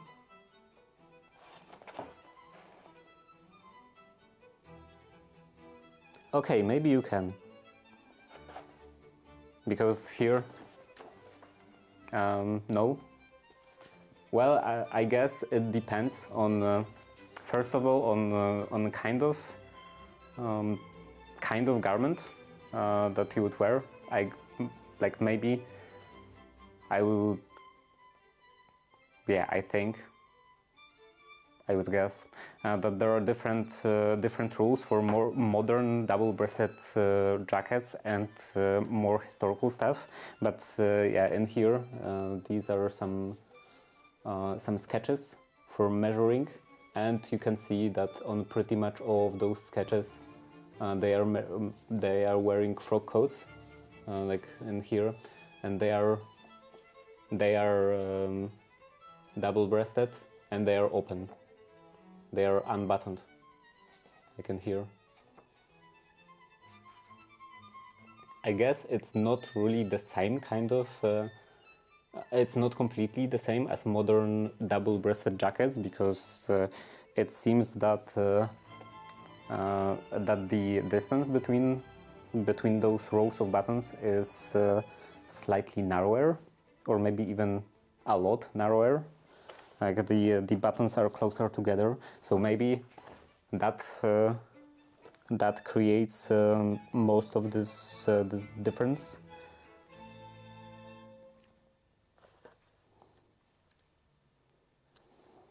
In difference in rules, and also in the way it looks unbuttoned, because modern double-breasted jacket does have a lot of fabric. Like it's very wide, so if you have it unbuttoned, then you would have like big pieces of fabric hanging on both sides of the body. But in here, looks like it's not the case. Looks like there isn't that much space between the button and the edge of the fabric.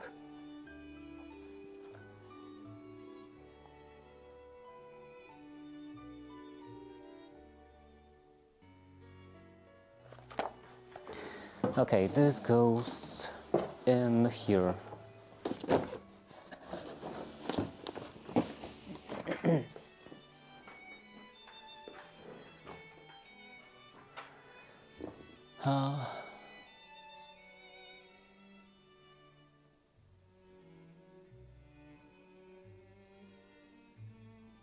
Are we helping here for obvious reasons about idea? About what idea?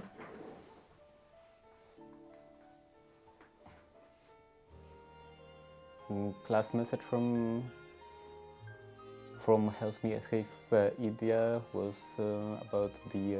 about girls at the university.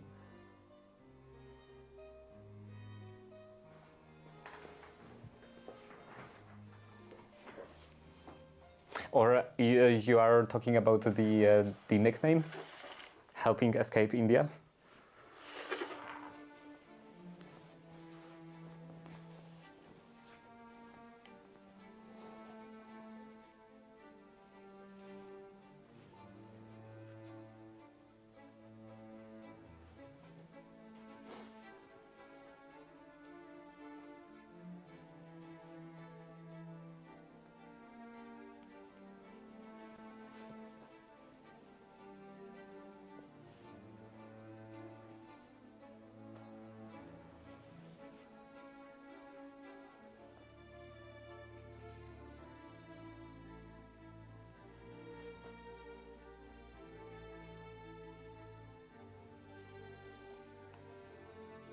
Now here.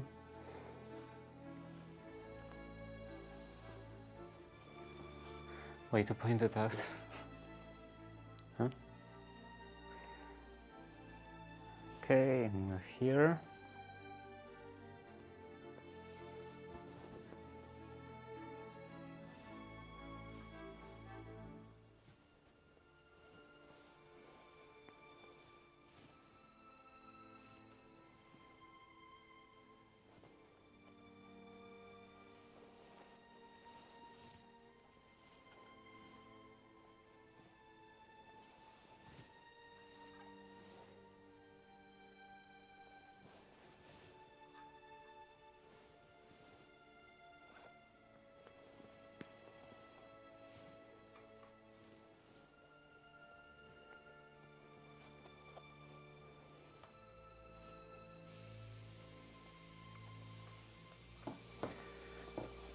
Now this seam, and it would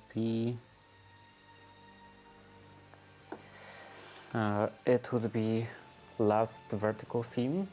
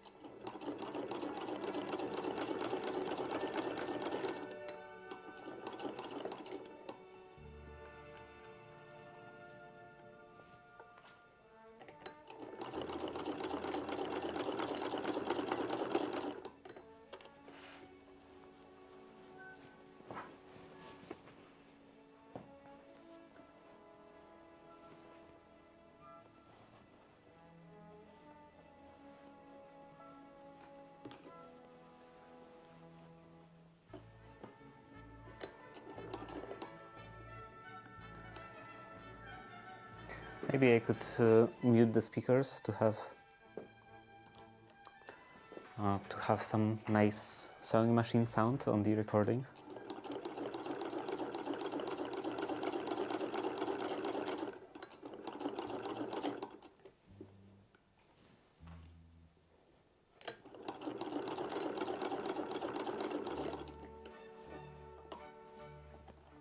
Oh, I shifted the fabric.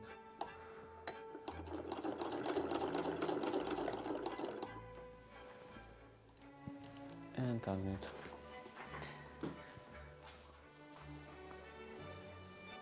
Then I will just have to find it.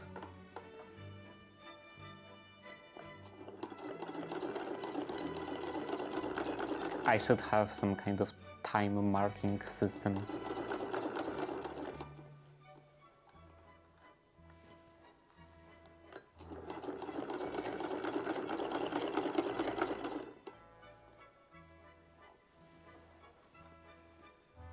I wonder if you can add marks or chapters or whatever to an MKV file that's actively being recorded.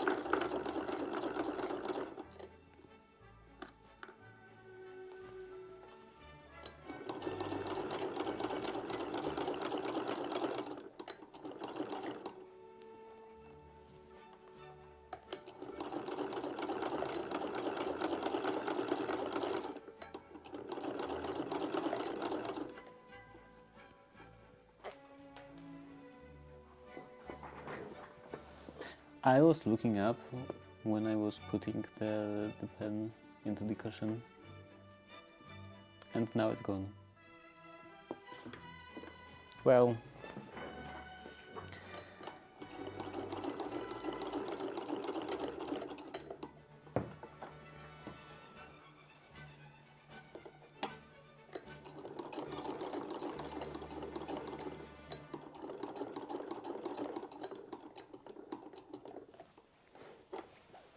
and this way.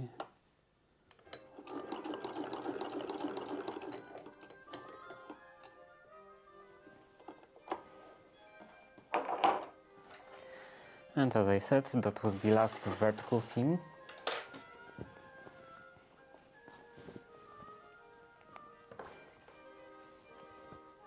Now I can connect the shoulders like this.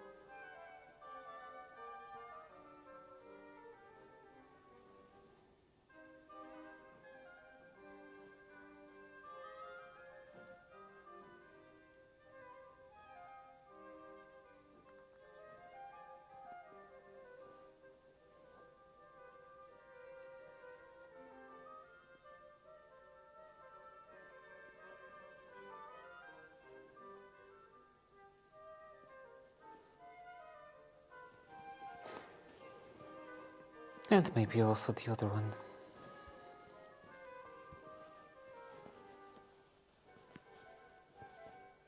while I'm at it.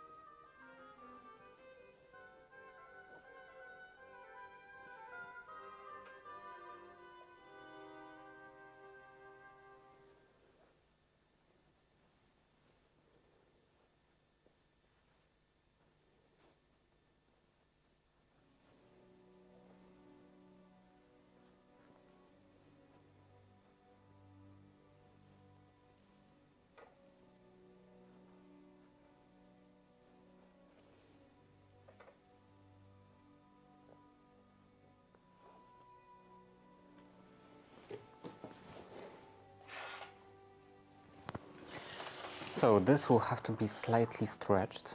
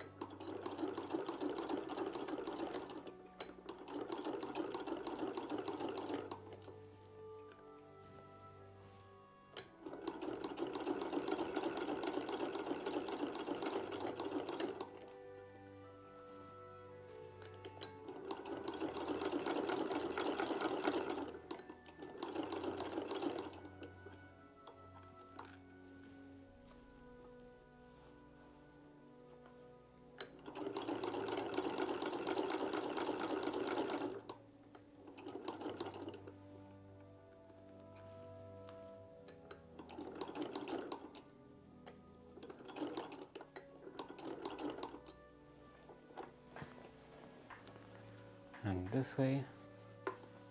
That's what she said. Of course.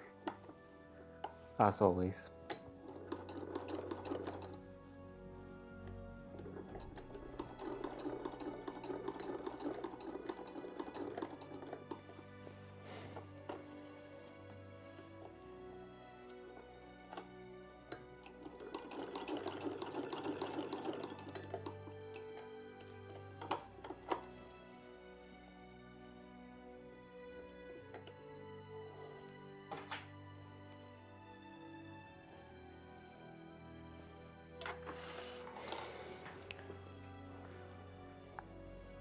And in here.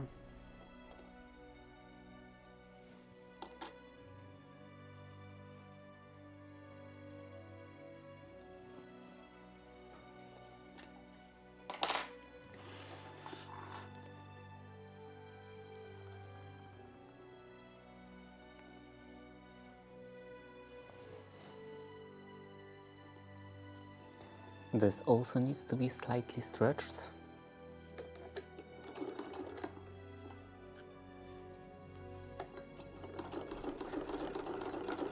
Because the lengths of the edges are a slightly different size. The bottom fabric is longer, or the bottom edge.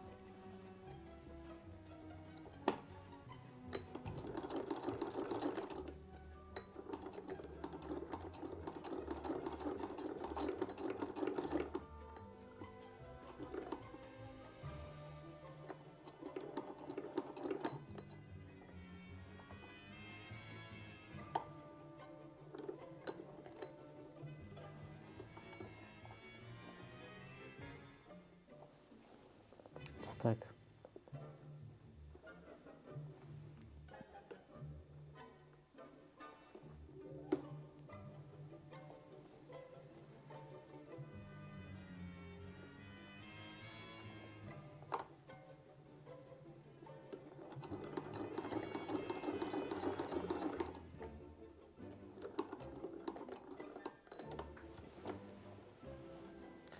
And this way again.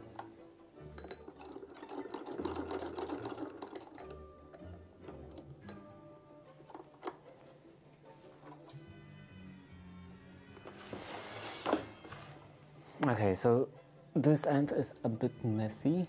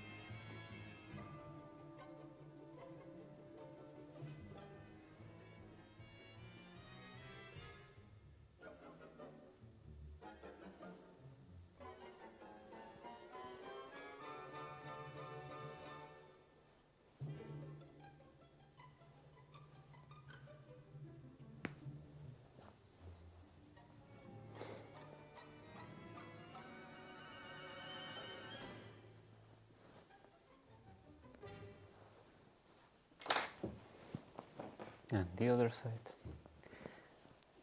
Well, this is cut off. This is cut off. And this is cut off.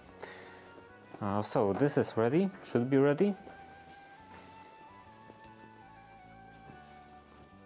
Yeah, now I can iron this.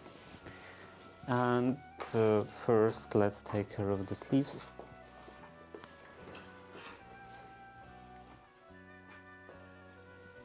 That would be one part. And of course I shouldn't make the same sleeve twice. I will have to be conscious of that.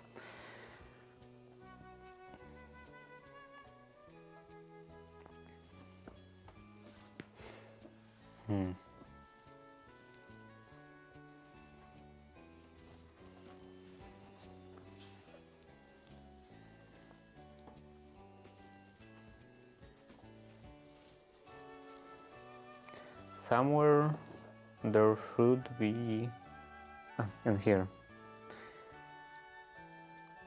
Yeah, chalk mark. Okay, this should be fine. This would be on the inside.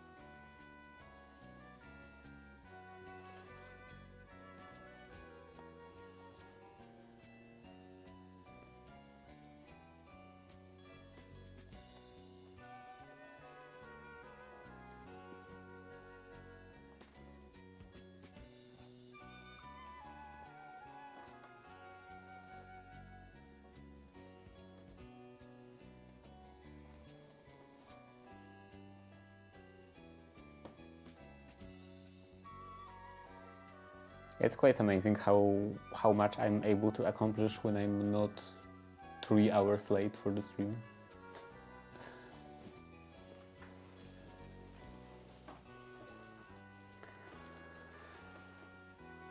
The lining is almost done.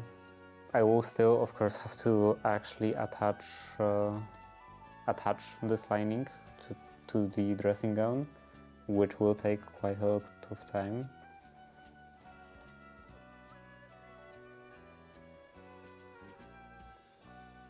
But at least pieces of lining will be attached together.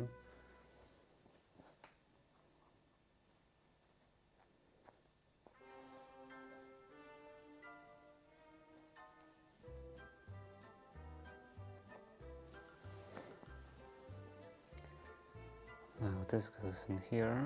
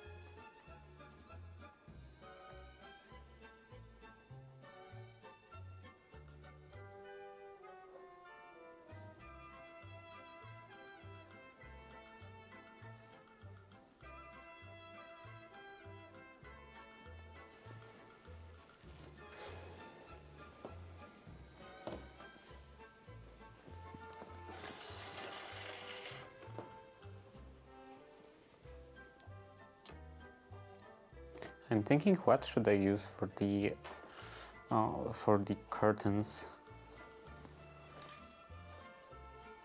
Because before making curtains, I of course have to actually buy fabric for curtains.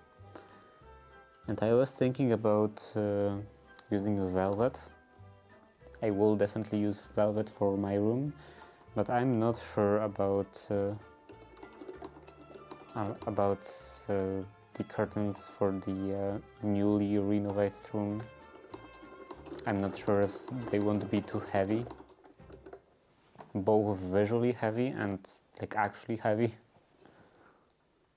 If they won't weigh the curtain rods too much, because I do have this. What was that? Whatever. I do have this problem in my room that my curtains are very heavy, and when you look from the side, you can actually see the curtain rod attachment points, like hooks at the curtain rod hooks, being slightly slanted.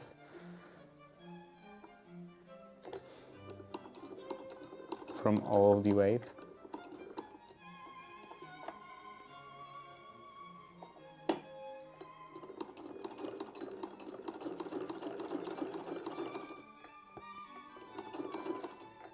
And I would like to avoid that.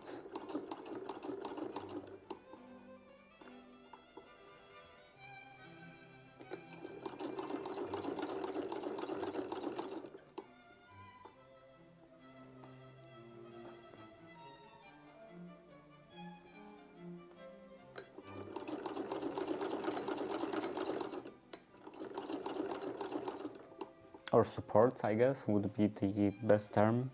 Curtain rod supports.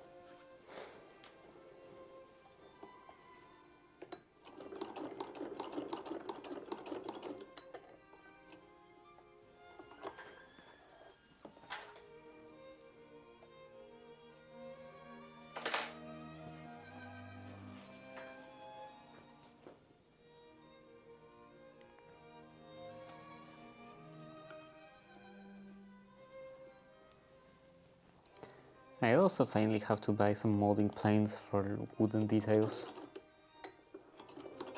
because buying pre-made wooden pieces with the moldings is so expensive.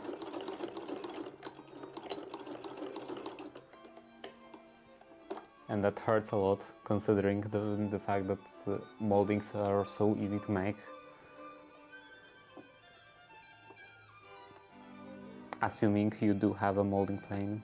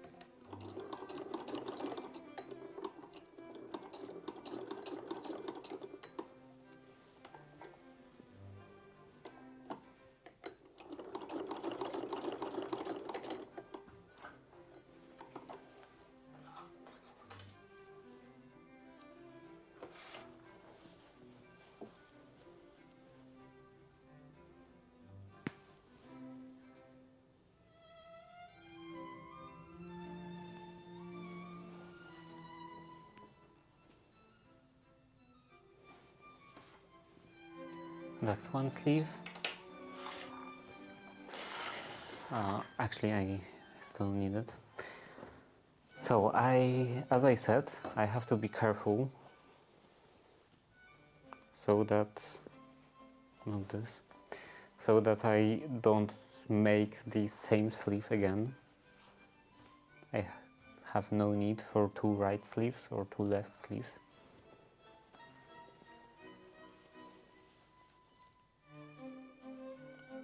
Okay, this is the mirror image.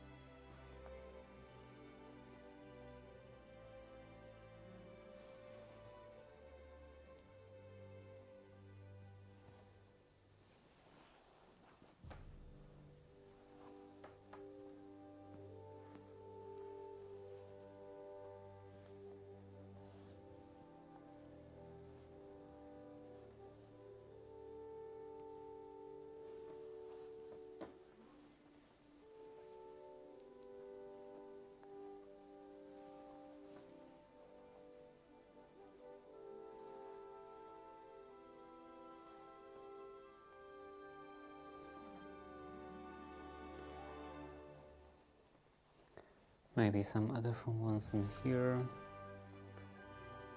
and here and in here. Although actually this is very flat. So now some sewing.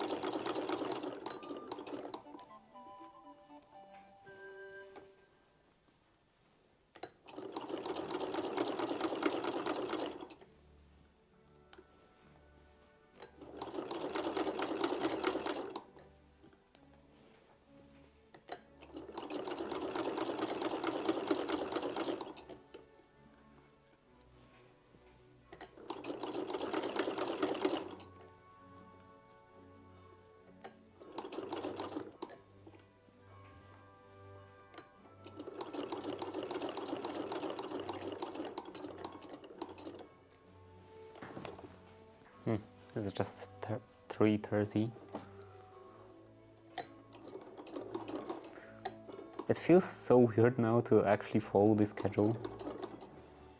I was always so late that often I would at this hour I would just be starting the stream.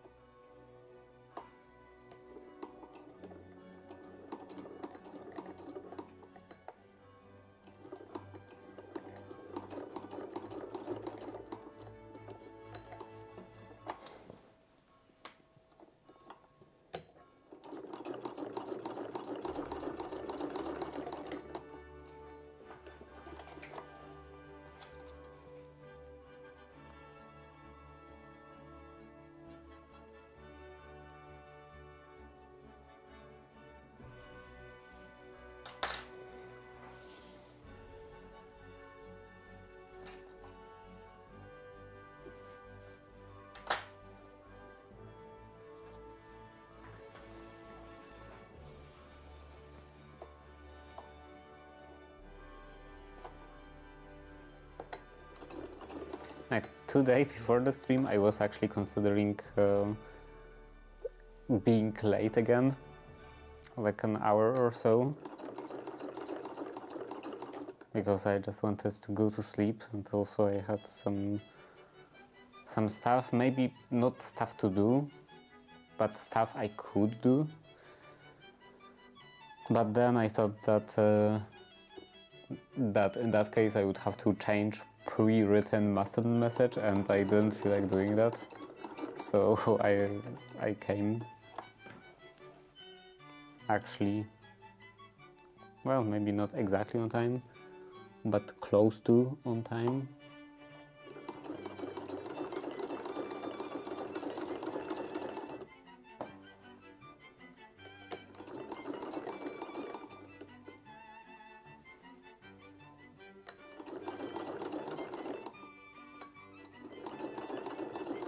Oh right, I forgot. I didn't refresh the YouTube access token. What is the title on YouTube?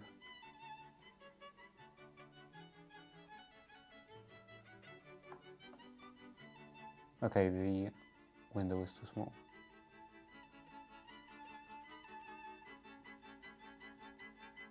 Yeah, I have no idea what's the title on YouTube. Whatever. If it's wrong, then I will change it afterwards. Unless I will forget, then I won't.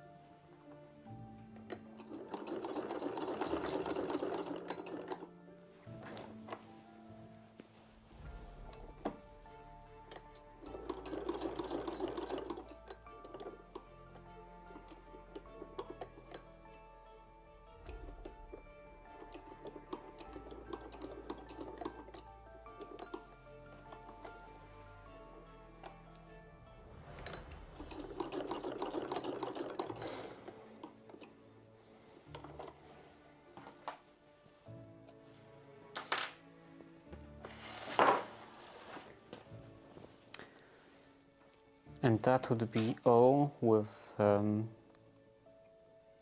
machine stitches.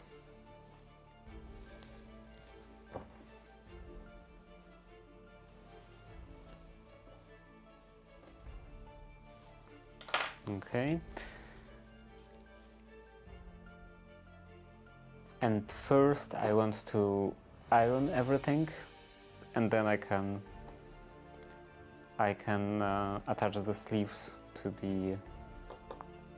this fabric. Actually, what do I want to do first?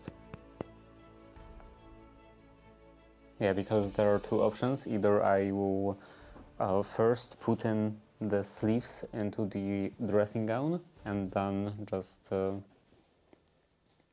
have this part sticking out,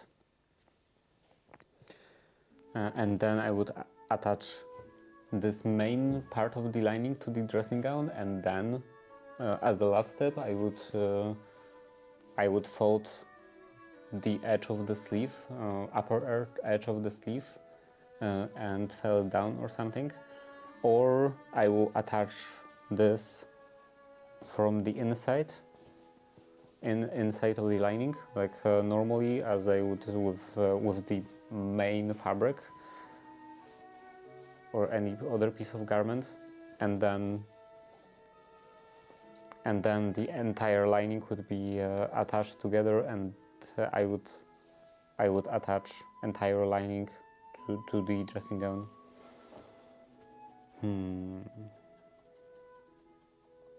I probably want to put together entire lining first, but that after ironing.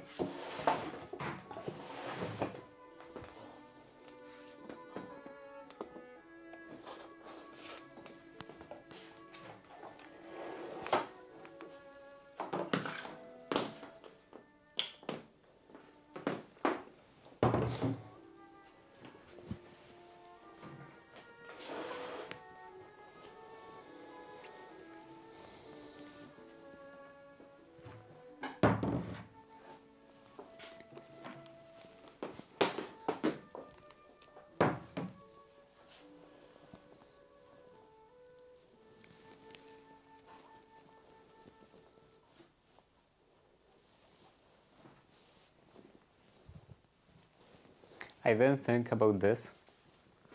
Like the stroke line, I could do it on the inside of the lining. It's on the outside. It will brush off eventually, but it would be better if it was just hidden from the start.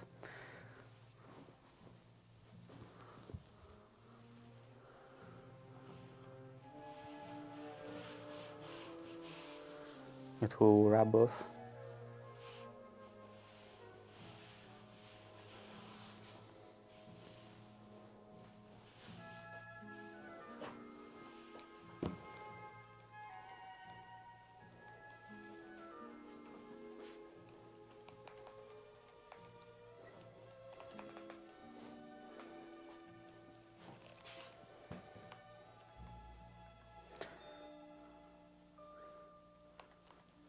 First pressing the seam closed and then open afterwards. It supposedly gives the better result.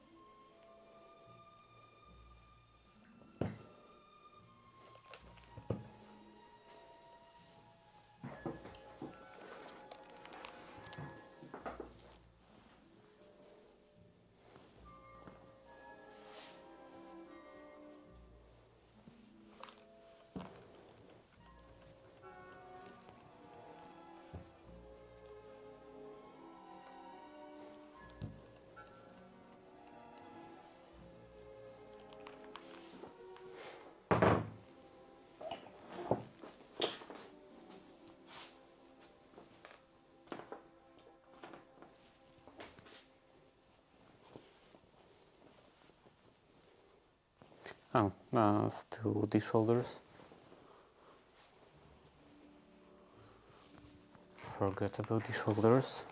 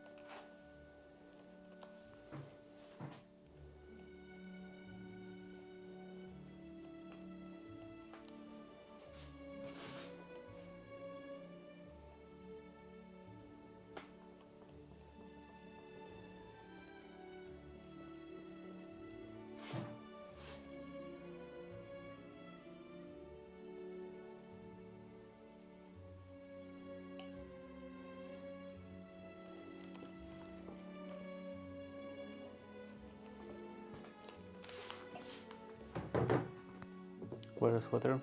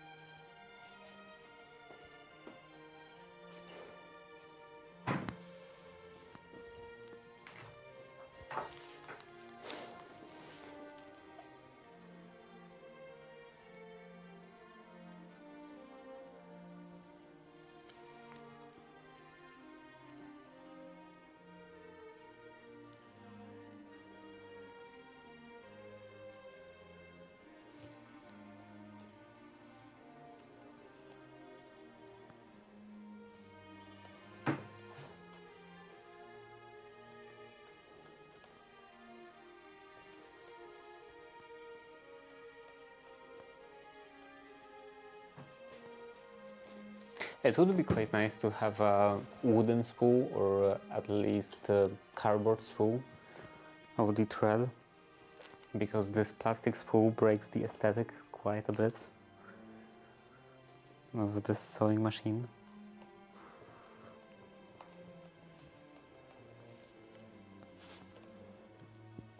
Looks a bit out of place.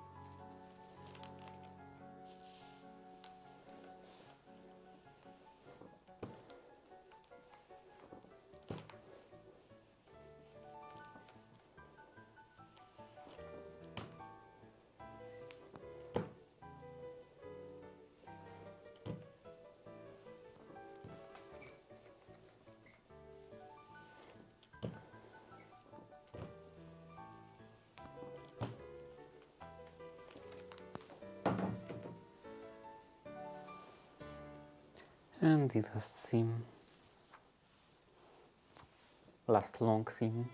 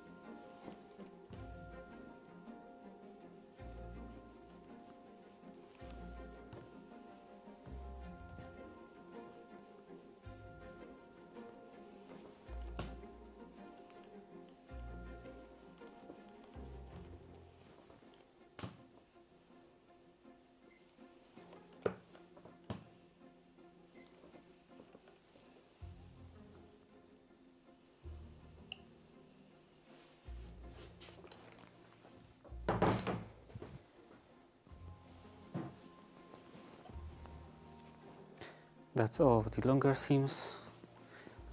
Now I can take care of the shoulders.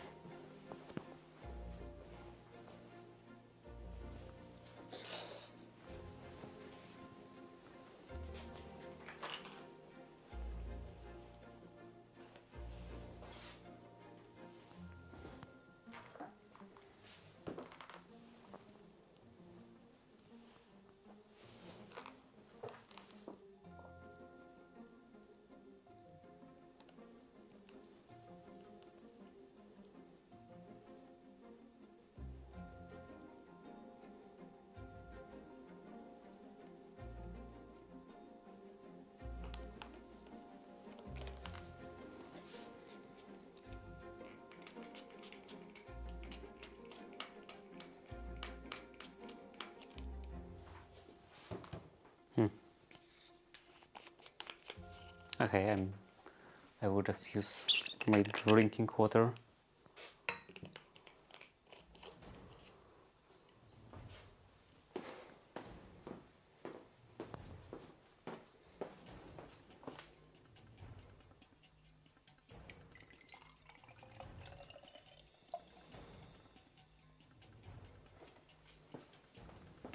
I wish I had running water in here.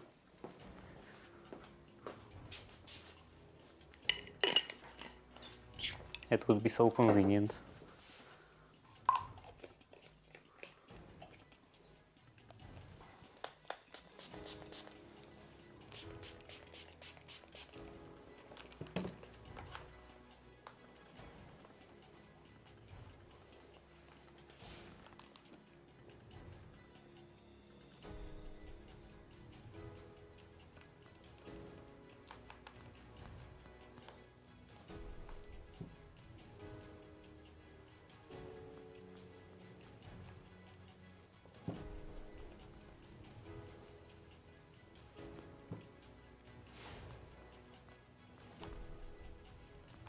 Actually, it's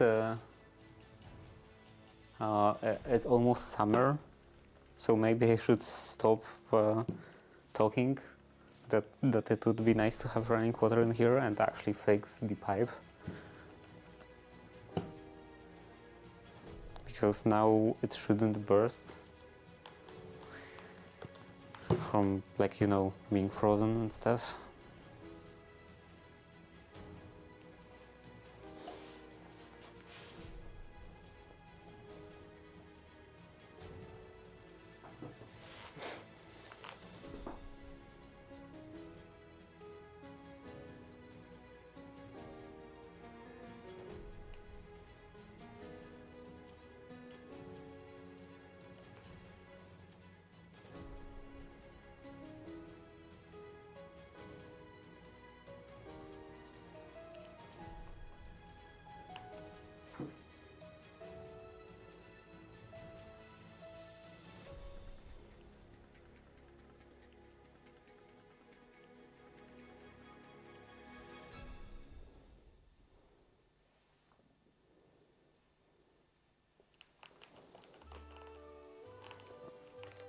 But if I were to do it myself, then I would need all of the plumbing tools.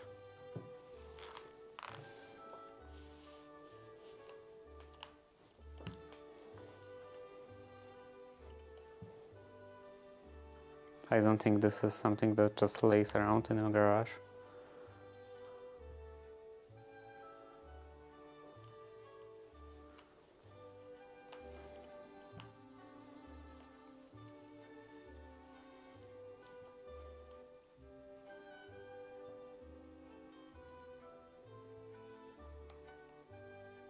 Actually, I'm not sure. Maybe it is.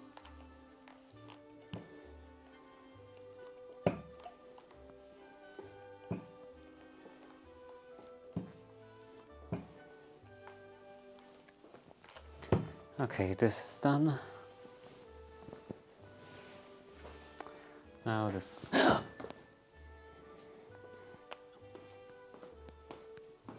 I pushed it a bit too hard and now it's dirty.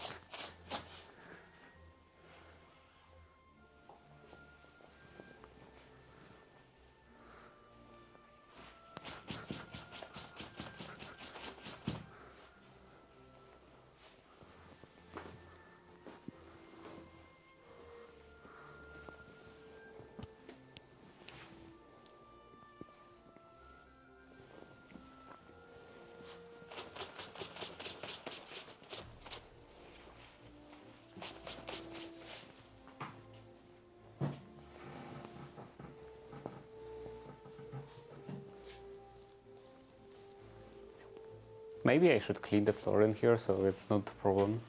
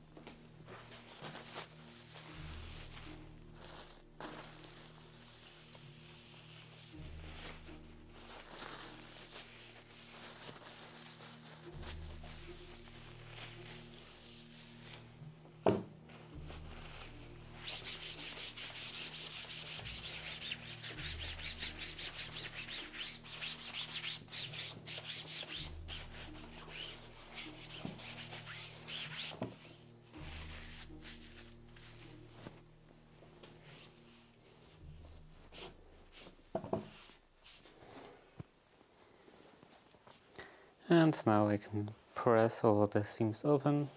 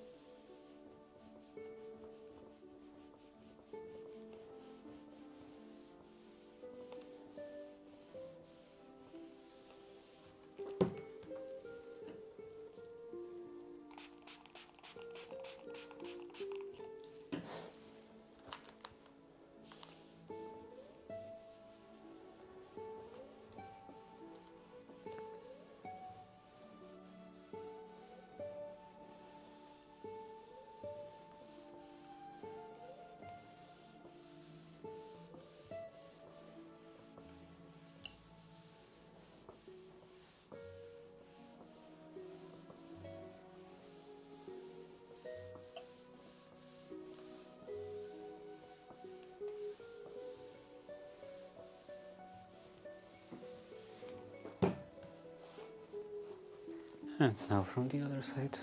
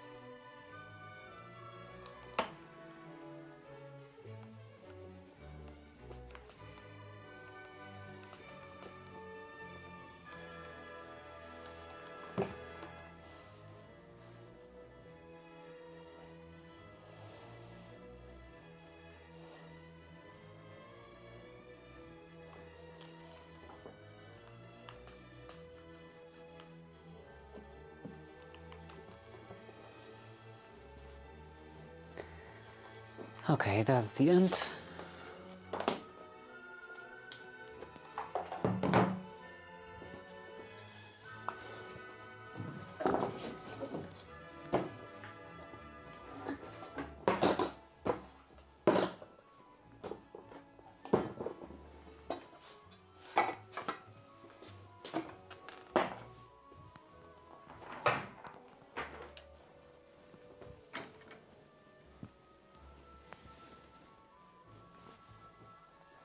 Now I can attach the sleeves to the main part of the lining.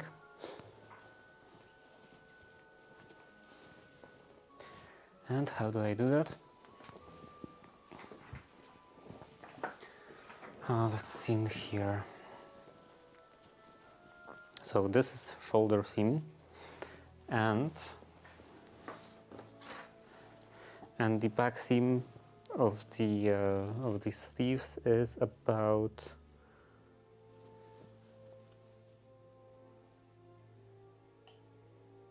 2 3/4 down, about 2 3/4, and then front seam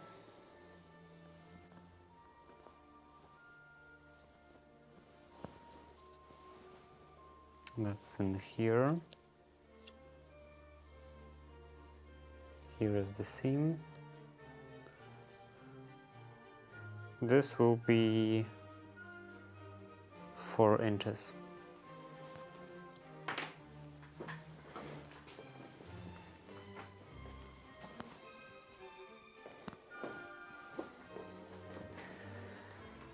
So now I want to do the same in here.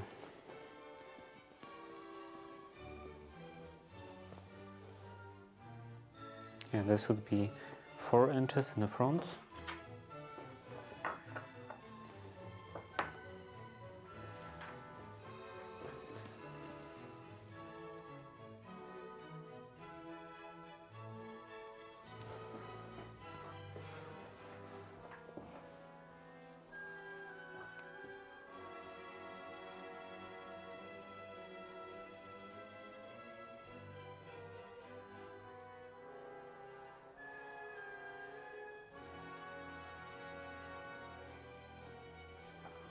So somewhere in here.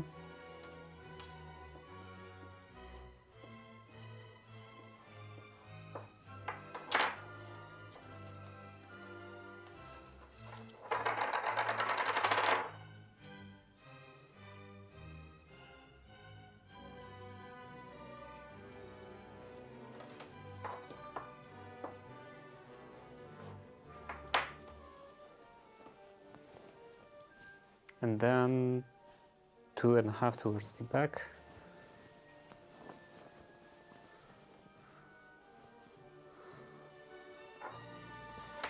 Uh, 2 3/4. That would be somewhere in here.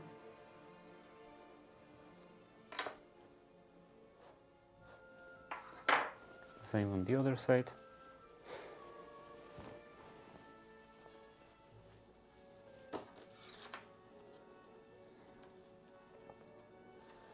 Two and 3/4 in the back.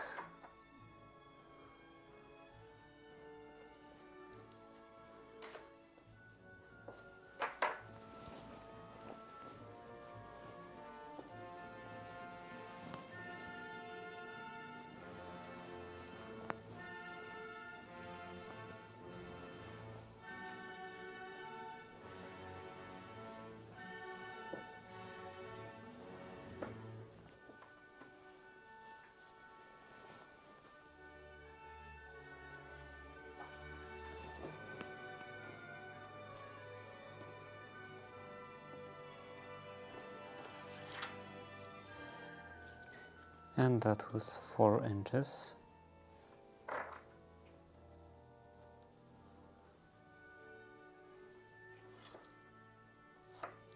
Towards the front.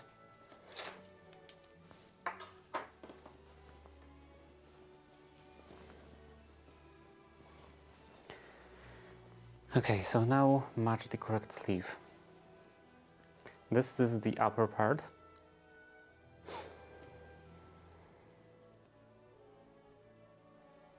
so it's supposed to go on this side. Yeah.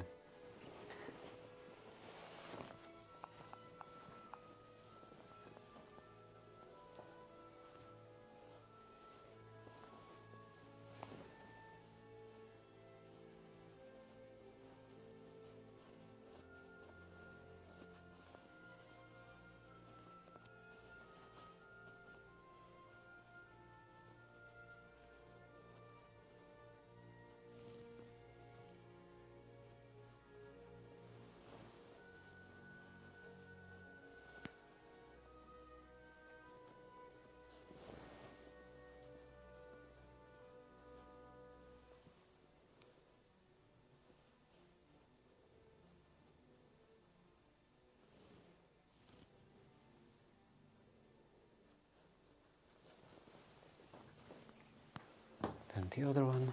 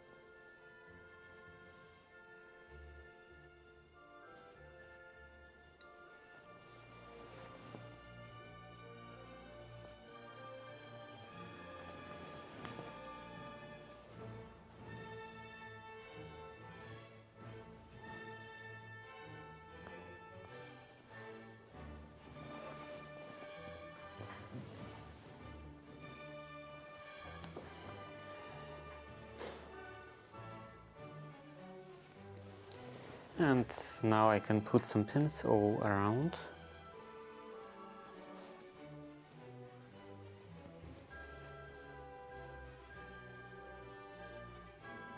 Square this part a bit.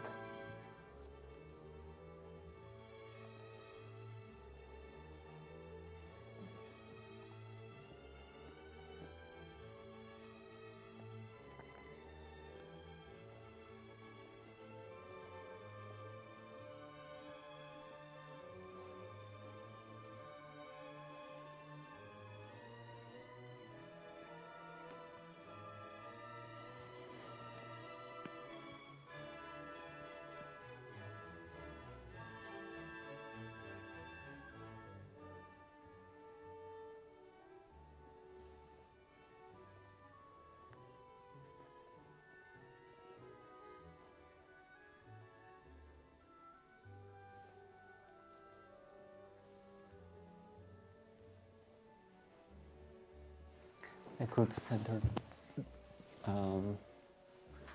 actually, yeah, a bit towards this side.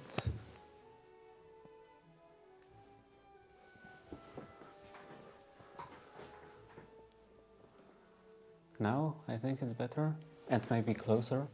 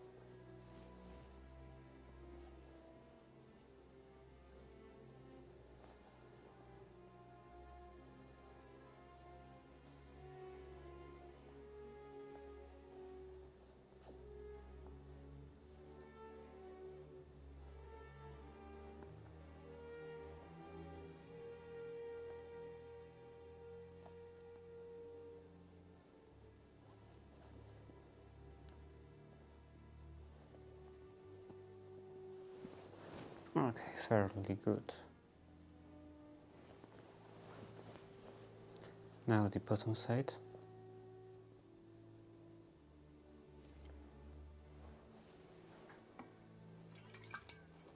I used up most of my drinking water on ironing.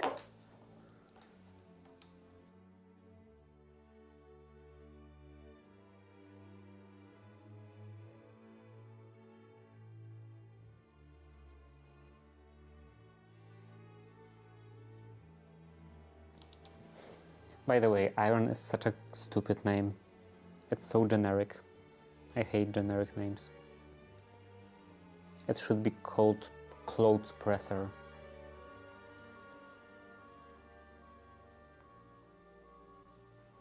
Or something similar.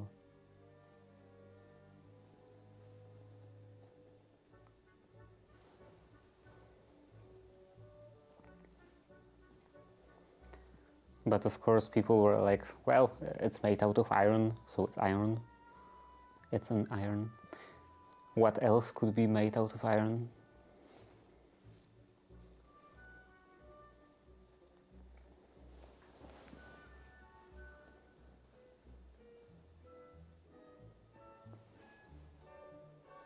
And then you end up with 50 different things with the same name.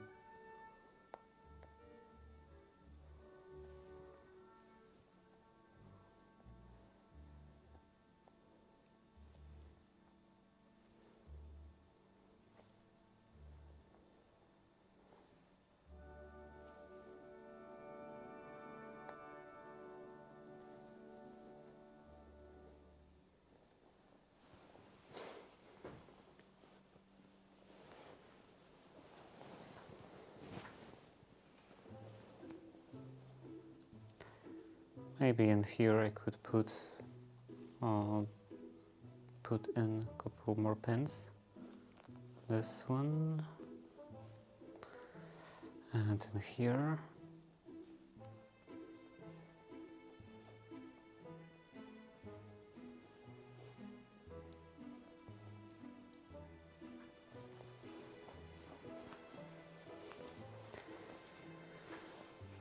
Then right away I can attach the other sleeve.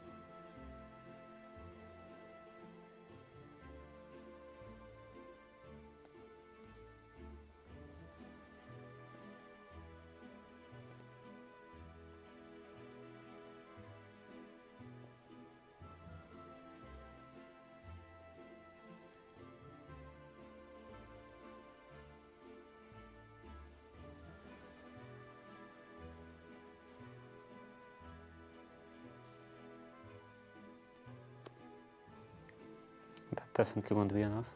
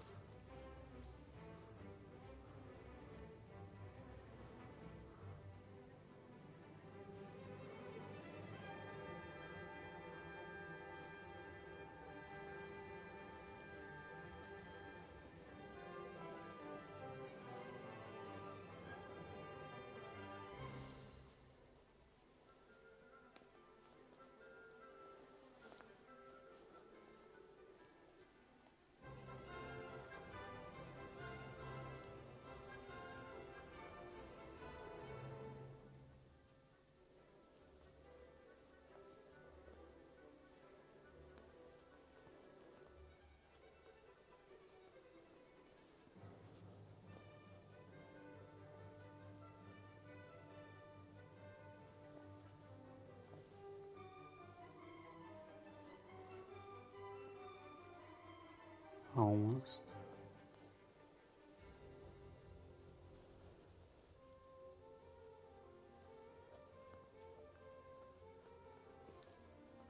I think that's it.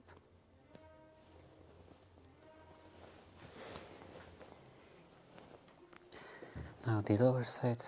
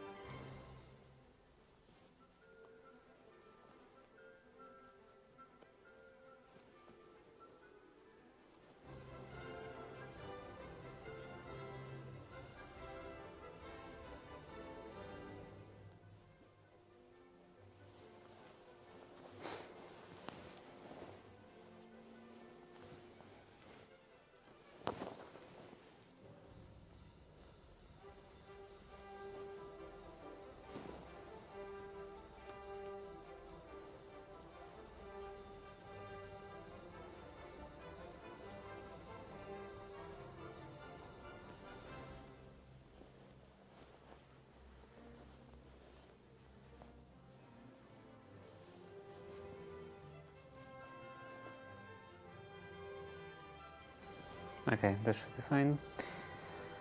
And now I want to mark about 3/4 of an inch.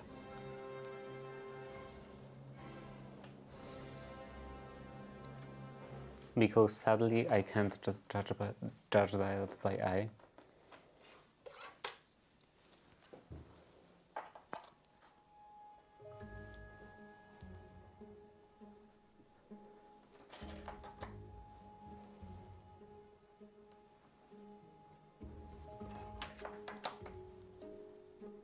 Well, I kind of can, but then I will get slightly off, and then slightly more off, and when I get all the way around, I end up being like my seam allowance ends up being 1/2 inch, not 3/4, or 1/4. I mean.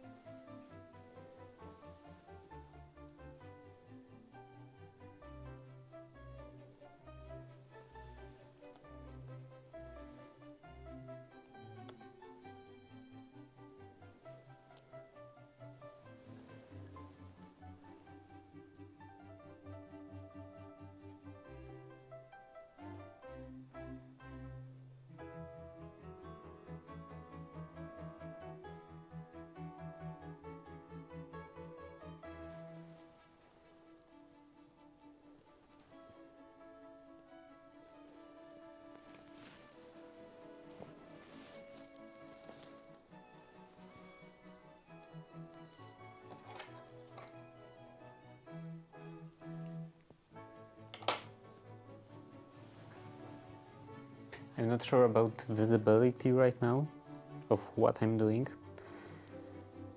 but I guess to improve that I would have to bring the camera over here, and I would have to bring the monitors closer, and too much of a hassle.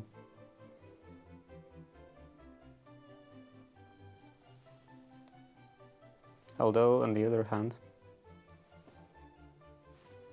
later with attaching the lining to the main dressing gown, main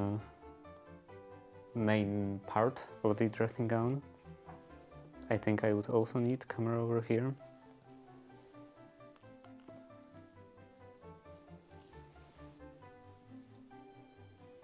So maybe I will bring it.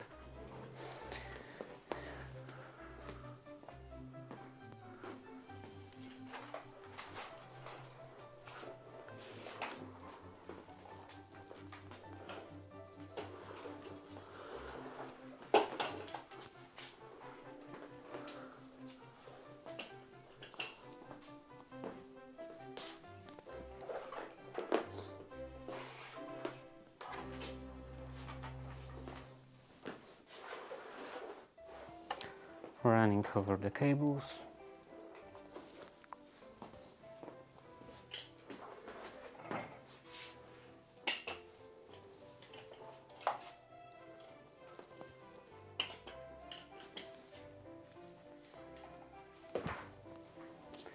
Okay, I think now everything is fine.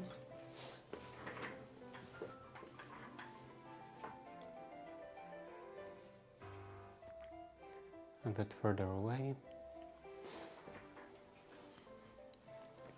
So I'm working in here.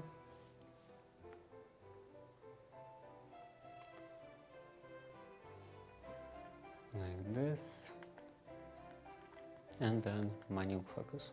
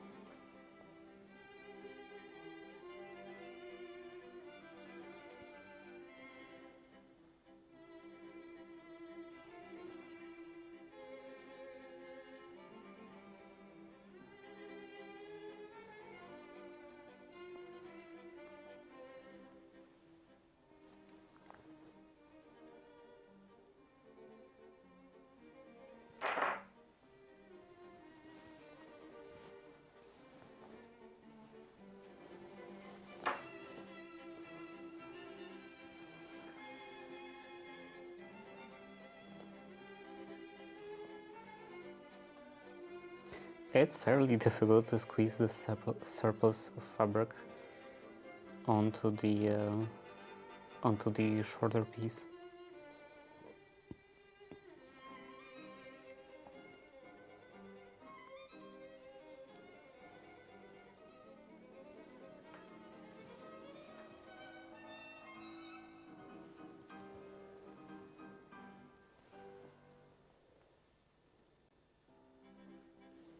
It doesn't move as easily as some heavier fabrics, like tweed, for example.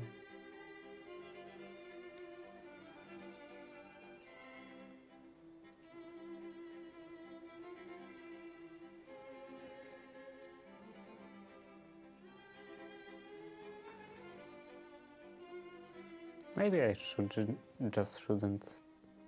worry about that. It's not like anyone will be looking at it.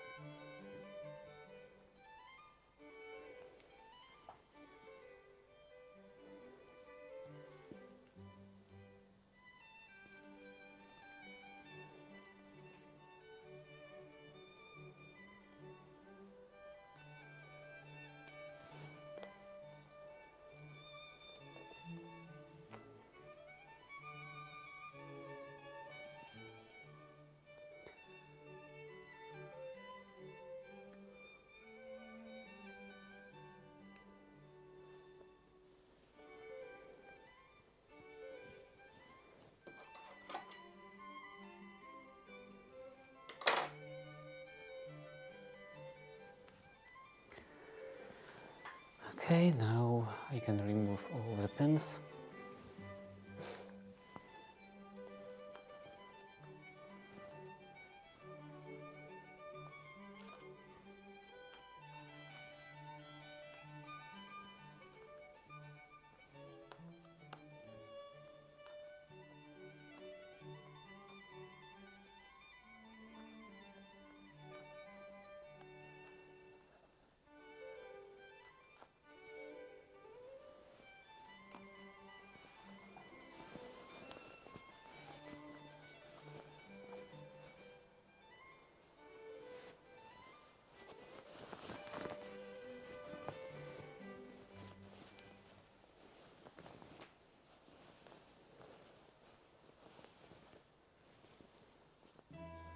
Yeah, I think it looks fine.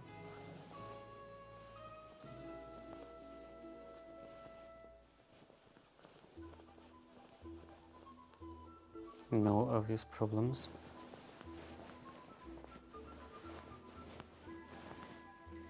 It curves correct way. So now I can take care of the other one.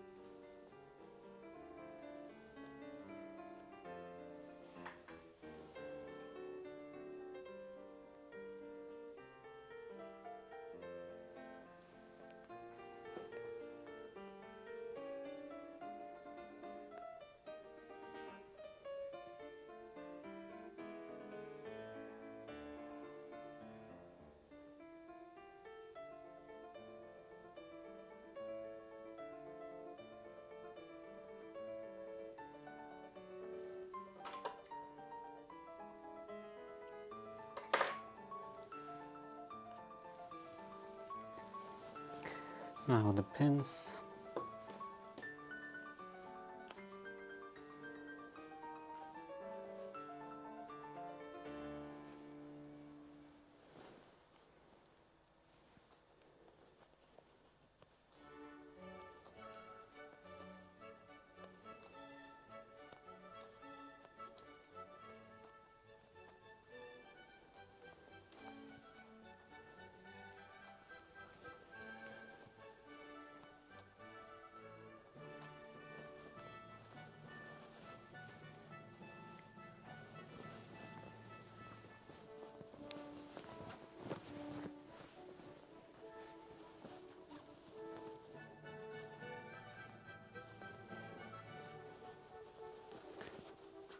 Also fairly decent.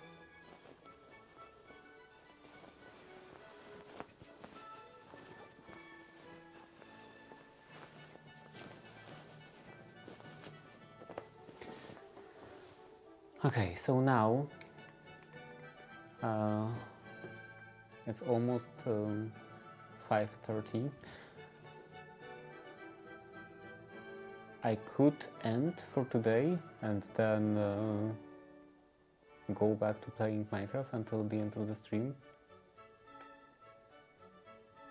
But I don't know. I think I will continue because it's quite possible, it's very possible that I will actually manage to finish the entire dressing gown until the end of the stream. So yeah, I think that will be the preferred option.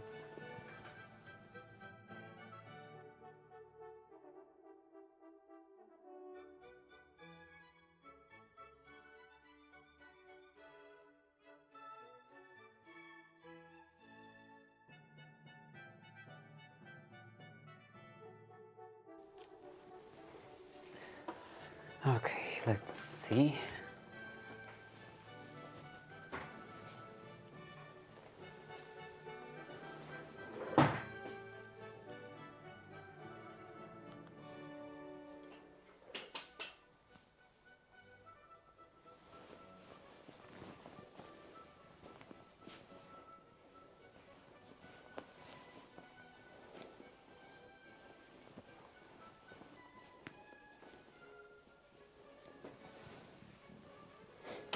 Well, I still have to do buttons on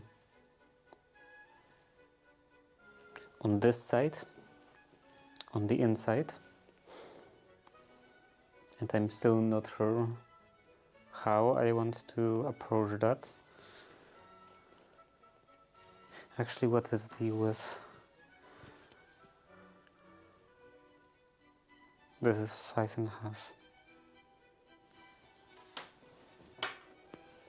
It will probably end up being somewhere in the middle, in the joint between lining and the facing.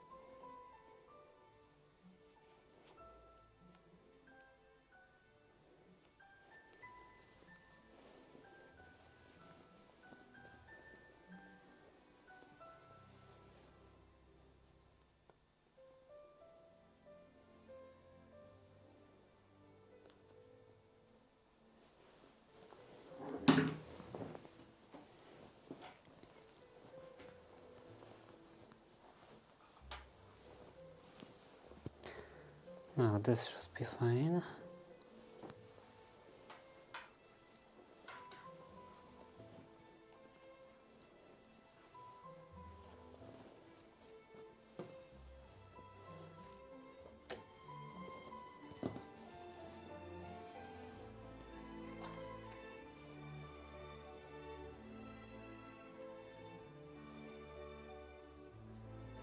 I still have no idea why this seems so intense on camera, because it's not that intense in person. It's fairly dull.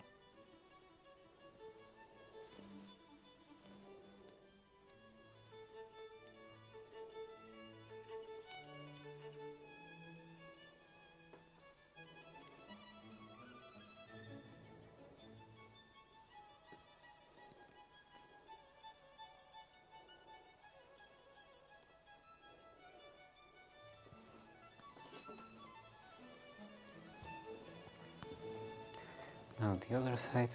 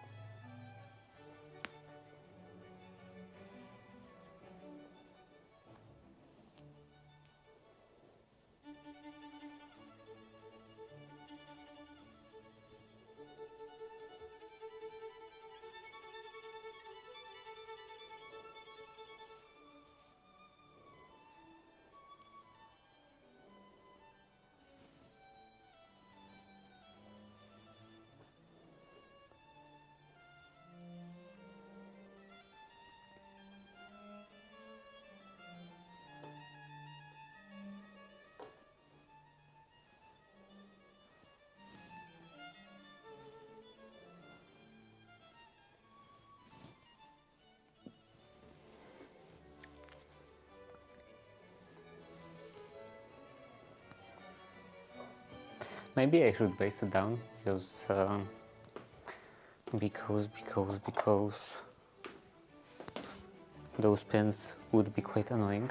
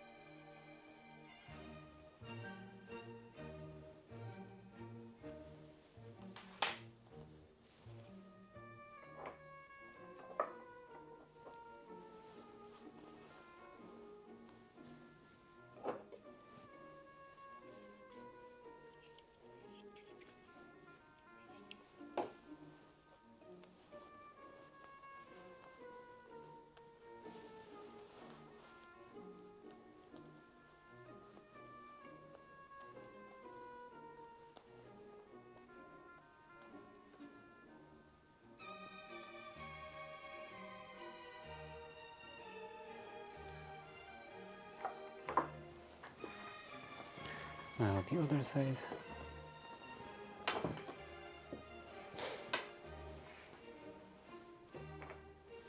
And is this enough? Probably.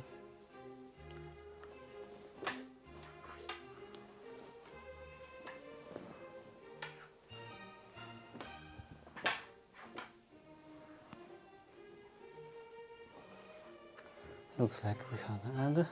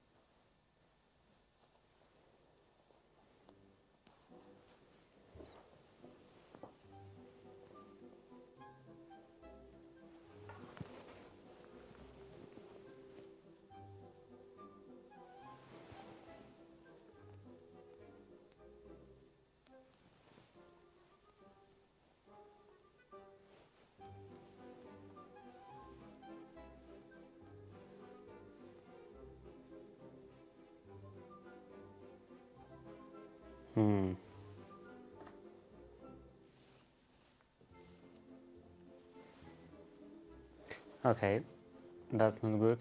It became slightly misaligned.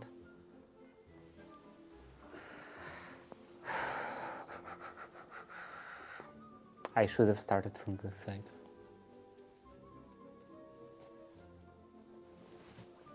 Is this still aligned?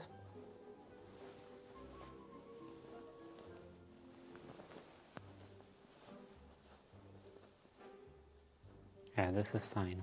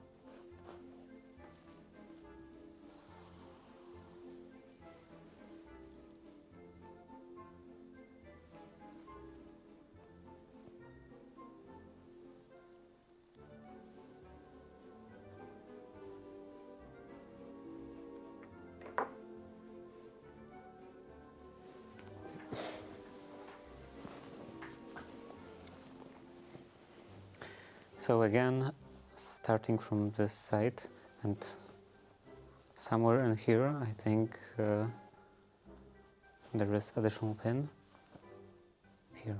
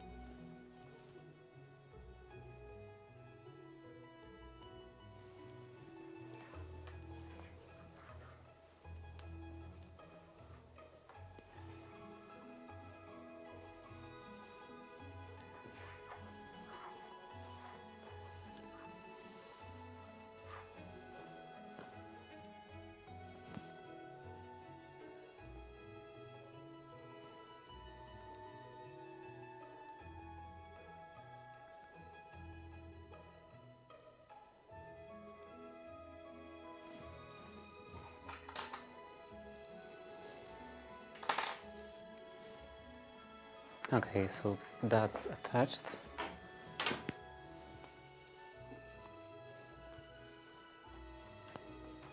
That's positioned correctly.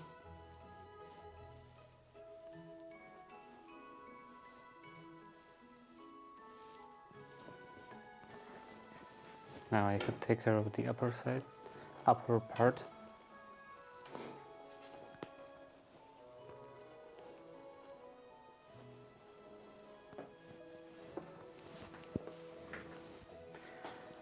Let's see.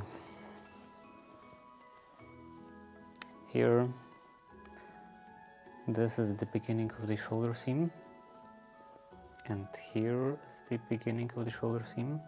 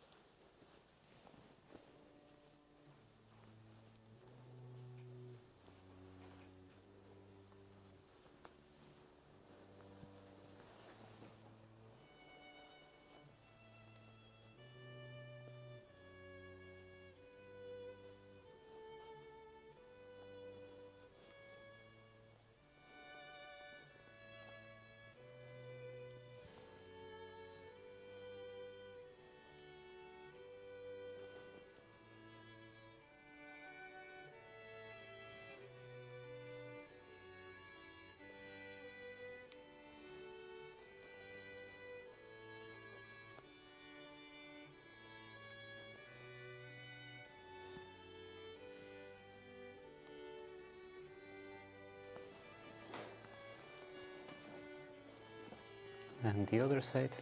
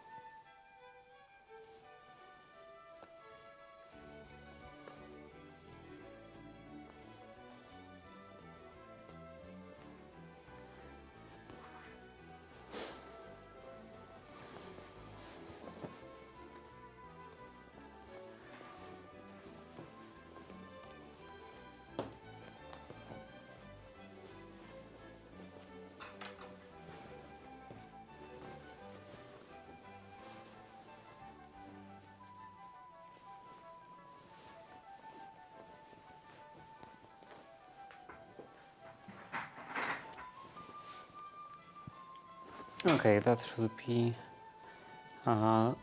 should be everything positioned and all. Now I can lay this down like that.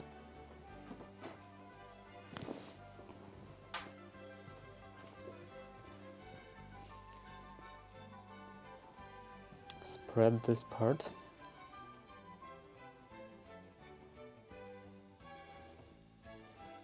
So that it's flat.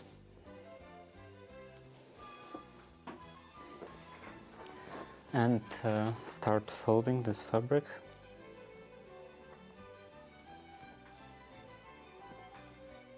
This lining.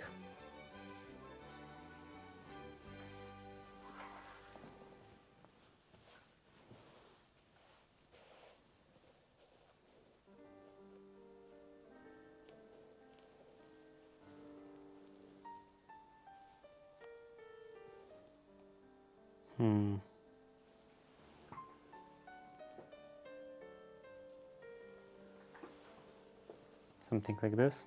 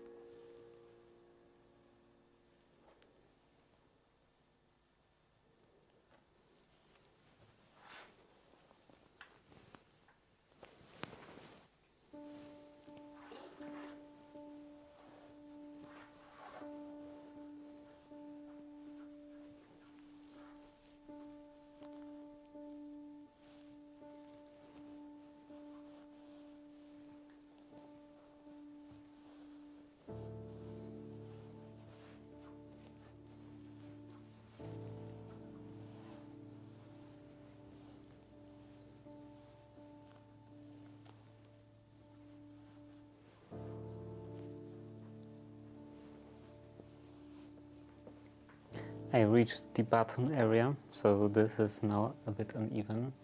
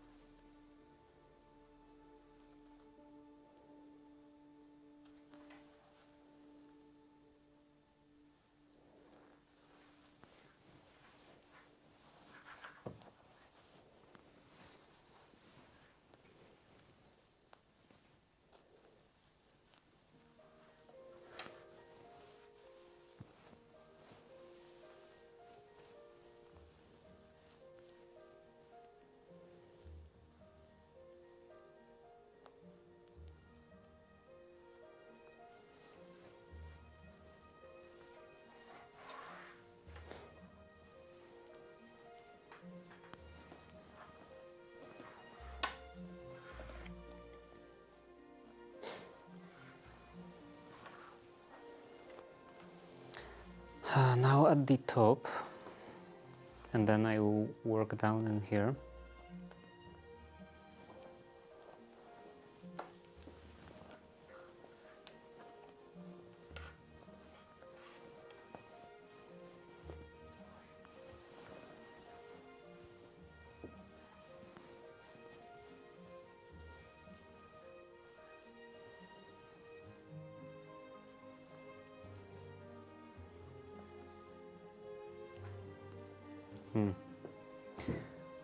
It really doesn't want to lay flat, so attaching the lining is quite problematic.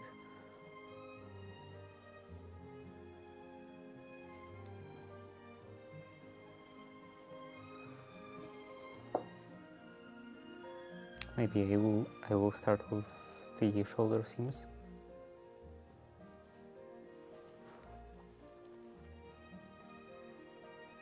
It seems that it will be easier.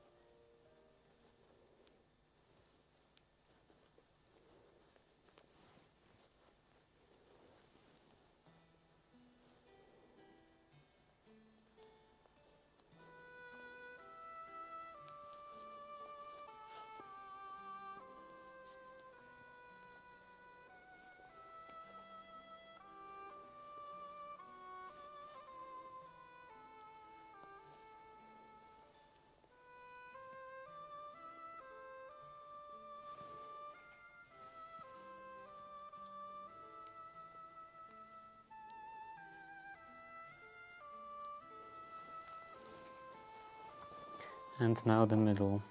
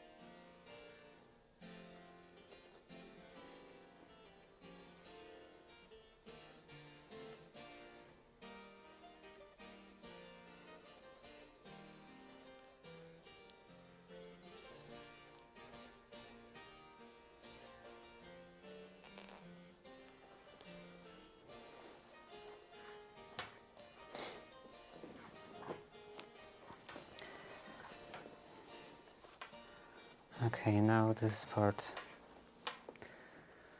I think the most difficult part.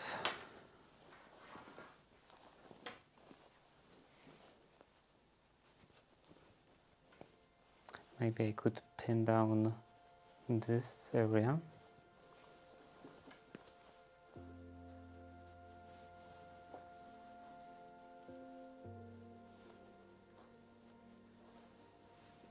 this point.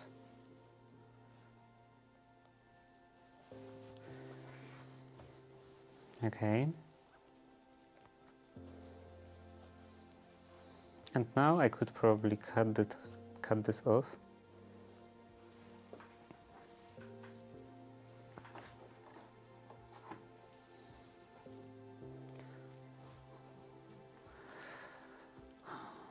Let's see.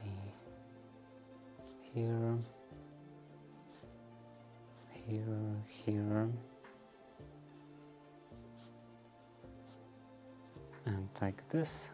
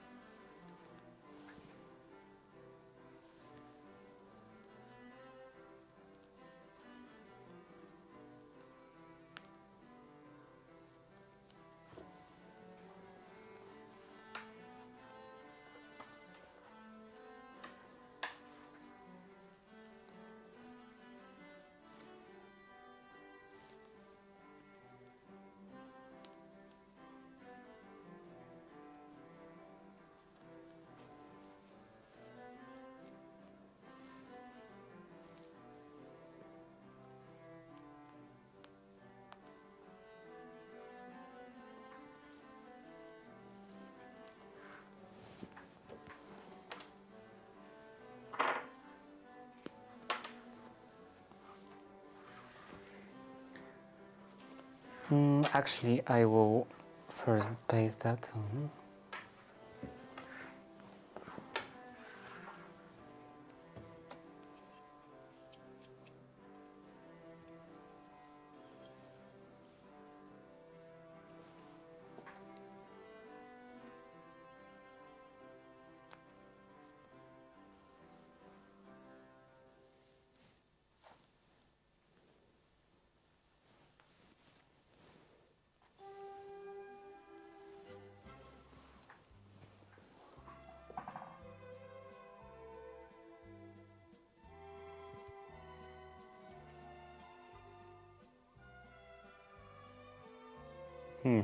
I think I won't actually finish today. That's quite sad.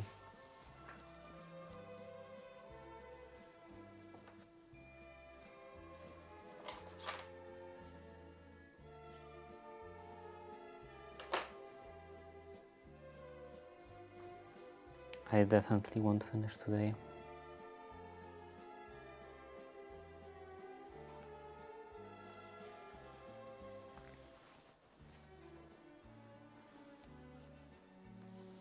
I was planning to start working on this robot mascot thingy tomorrow, but looks like instead I will be doing some spaced backstitches tomorrow all the way around.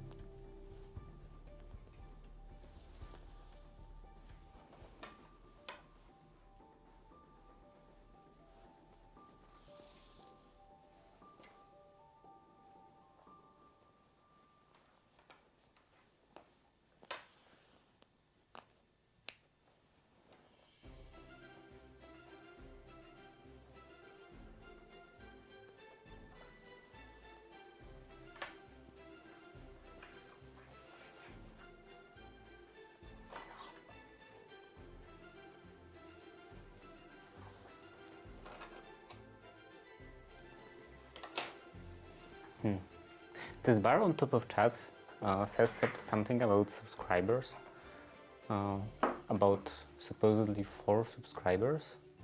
Do I actually have subscribers? No, 0.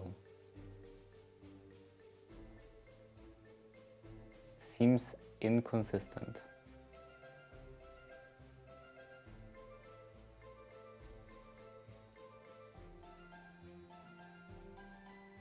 Yeah, the bar on top on my dashboard says that I don't have any subscribers, and also nothing shows up on the activity feed. But then this like bar on top of chat says 6 more subs to go and 4 subs out of 10. I don't know what that's about.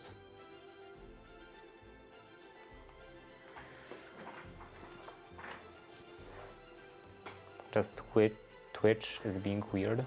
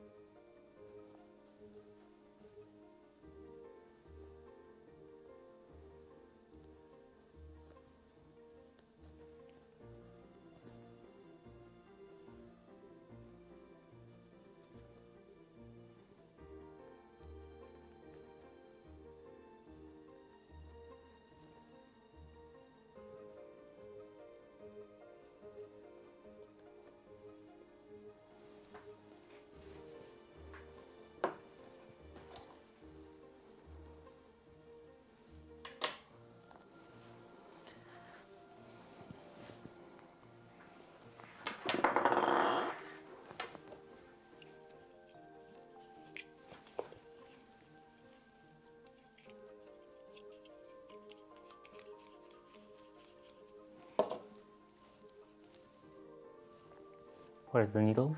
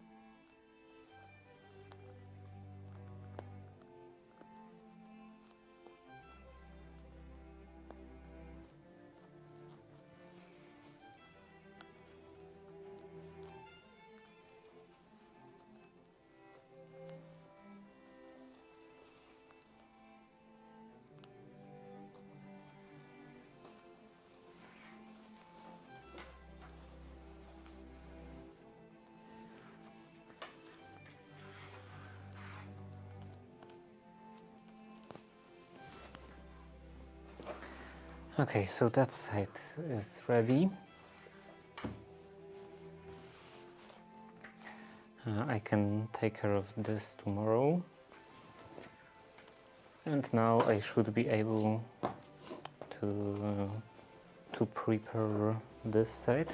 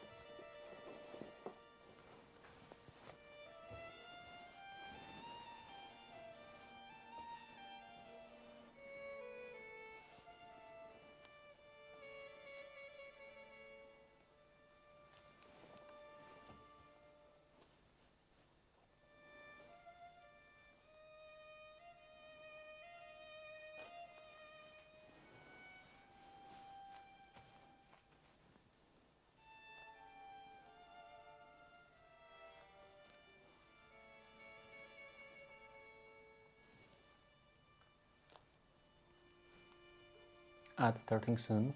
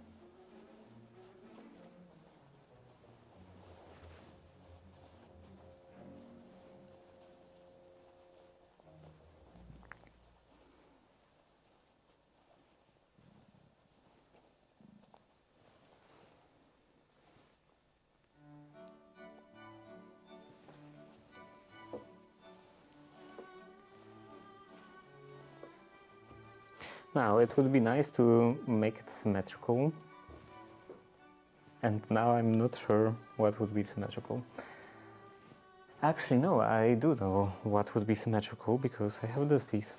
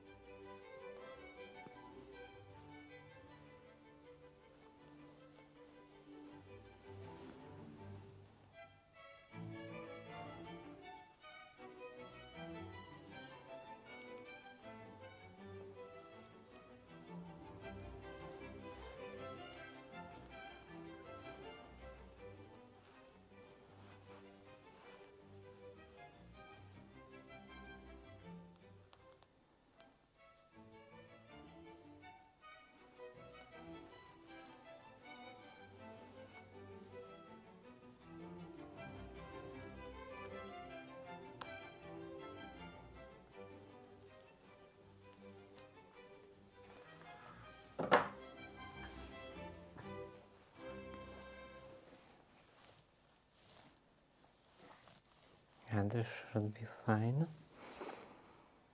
So now this.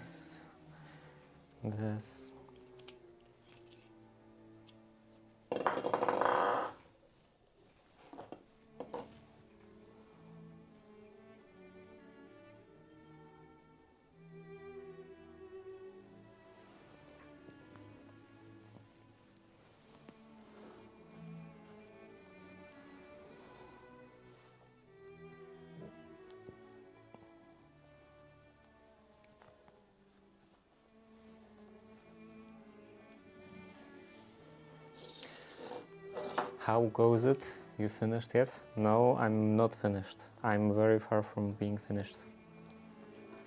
I won't even finish today. But at least I have everything prepared. So apart from closing the bottom, because this will require a bit more work. Or okay, maybe not a bit more, maybe not a lot of work time-wise, but in here there will be a couple more steps. But yeah, in here all the way around, I pretty much just have to, after I based this part, like in here, I will have to just do spaced backstitch. So it will have this, actually I can demonstrate. And here, first couple more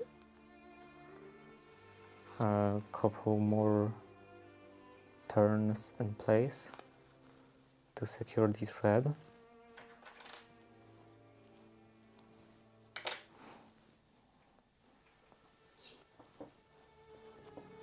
And let's go to the to this spot maybe.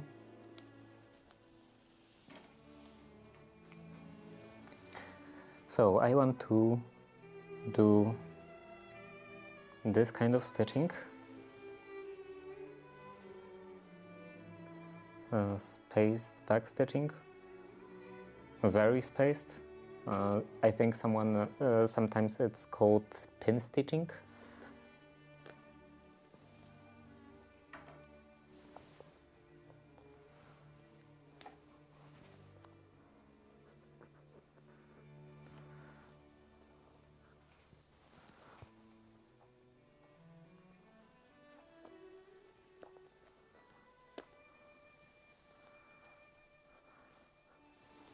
Yeah, something like that. It creates those little dots of thread, and I will have to do this all the way around. That's my preferred method of attaching the lining. It looks quite nice, and it's fairly easy, because I could of course do some kind of stitching that would be completely invisible, but it's usually more annoying, so I prefer to do it this way. It's, in my opinion, it serves as kind of a decorative detail. What do you have in here?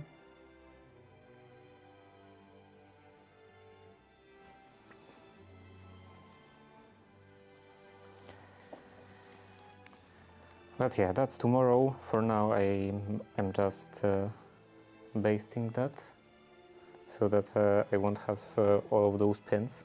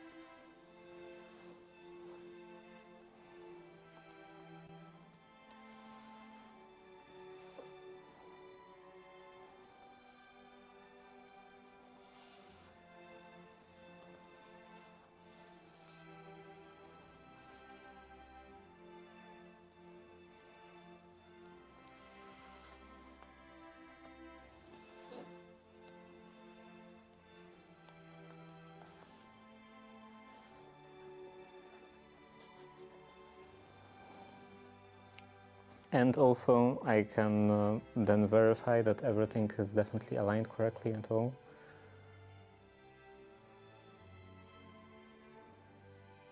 That everything looks as intended with the lining pasted on.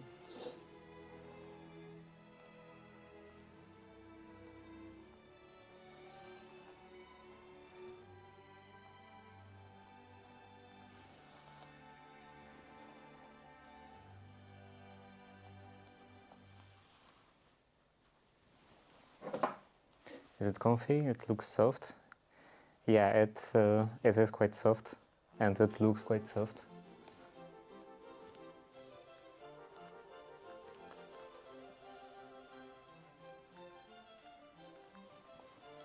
I think it is softer than like it looks softer than it feels, but it doesn't feel that bad. Like it is soft. It is squishy, I would say, but the like outer fabric, outer silk is not that soft to the touch. So it's not some kind of ultimate softness. Quilting turned out very nicely. Yeah, it's. I think it is quite decent considering how many problems I had with it. It's not perfect. You could see some of those problems, like in here, those folds. But if you're not looking for the problems, I think it is pretty much pretty undetectable, I would say.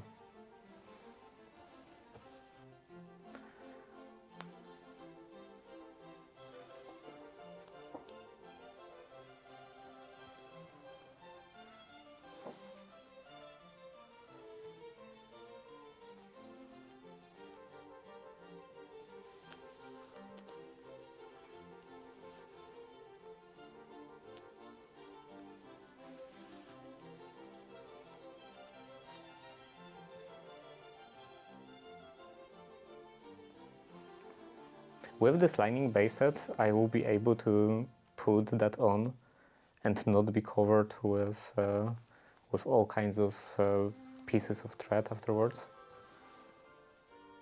That will be quite nice. The worst thing is those short threads from the velvet.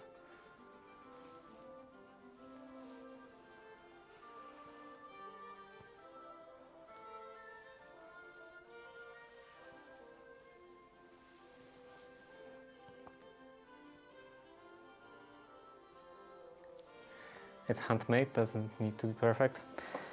Yeah, this quilting would actually look better if it was actually handmade with you know, hand and needle. But this I was doing on the machine, and it was like, if you're sewing something on a machine, the fabric tends to shift a lot more than sewing by hand.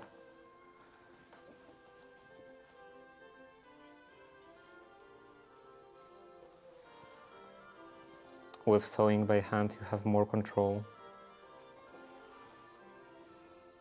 So it probably wouldn't happen, and it probably wouldn't look like that if, I mean, it would look better if I did it by hand, but that's quite a lot of fabric, quite a lot of length, so there is no way I would do that by hand. I would have hand stitched that.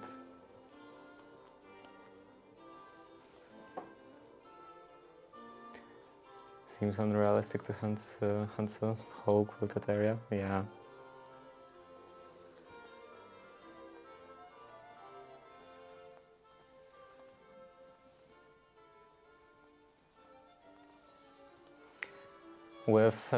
With this entire part, definitely, it would be maybe quite reasonable to just make this collar and maybe a bit in here, like this much.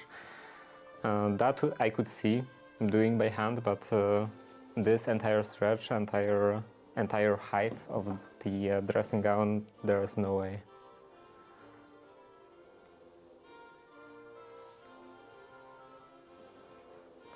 I would be doing that for weeks.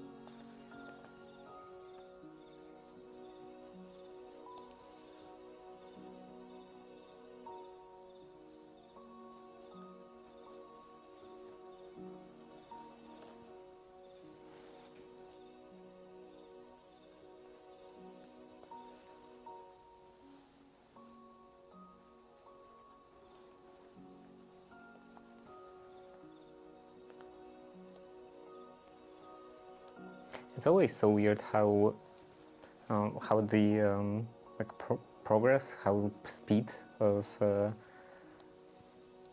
any kind of work pretty much changes so much over the project. Like I'm starting something and I think, wow, this judging from the initial pace, I think that it will take like half an hour, and then a couple hours later I am thinking that it will take a couple of days.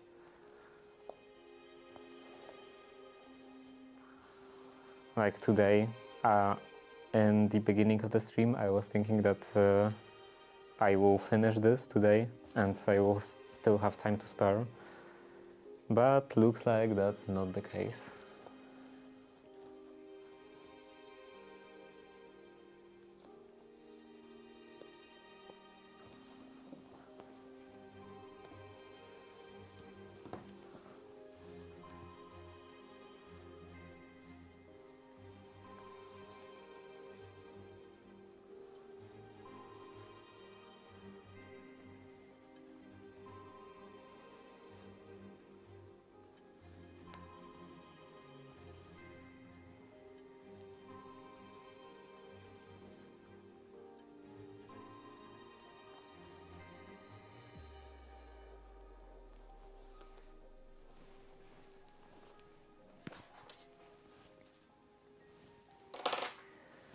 Okay, this goes in here.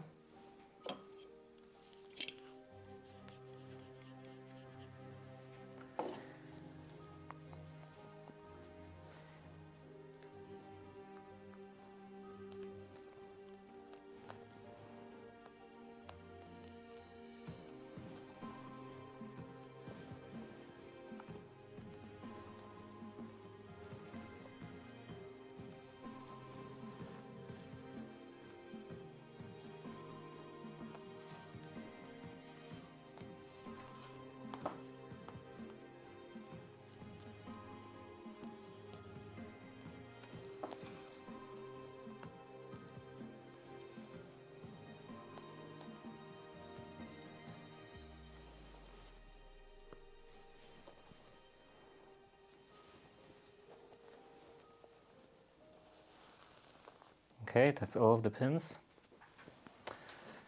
And now this should be ready for final stitching.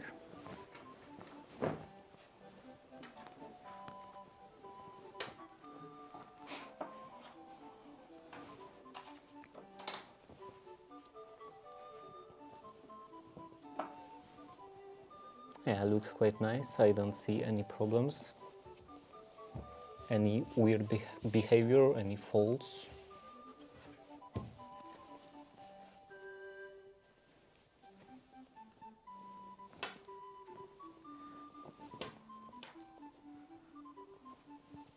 So tomorrow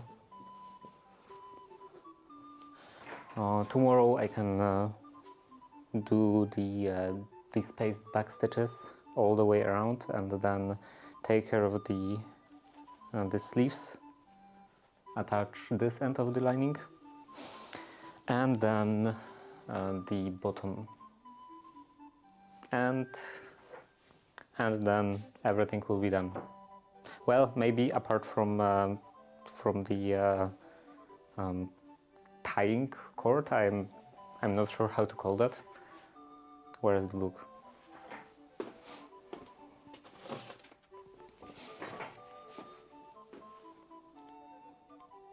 Where is the gown?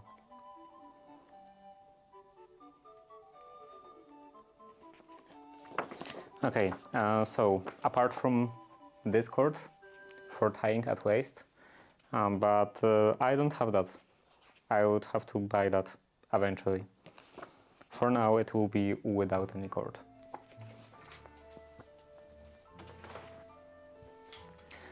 So yeah, that's ready for tomorrow.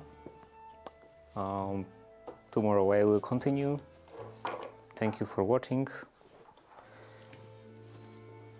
Thank you for watching and see you tomorrow. Bye. Which button was that?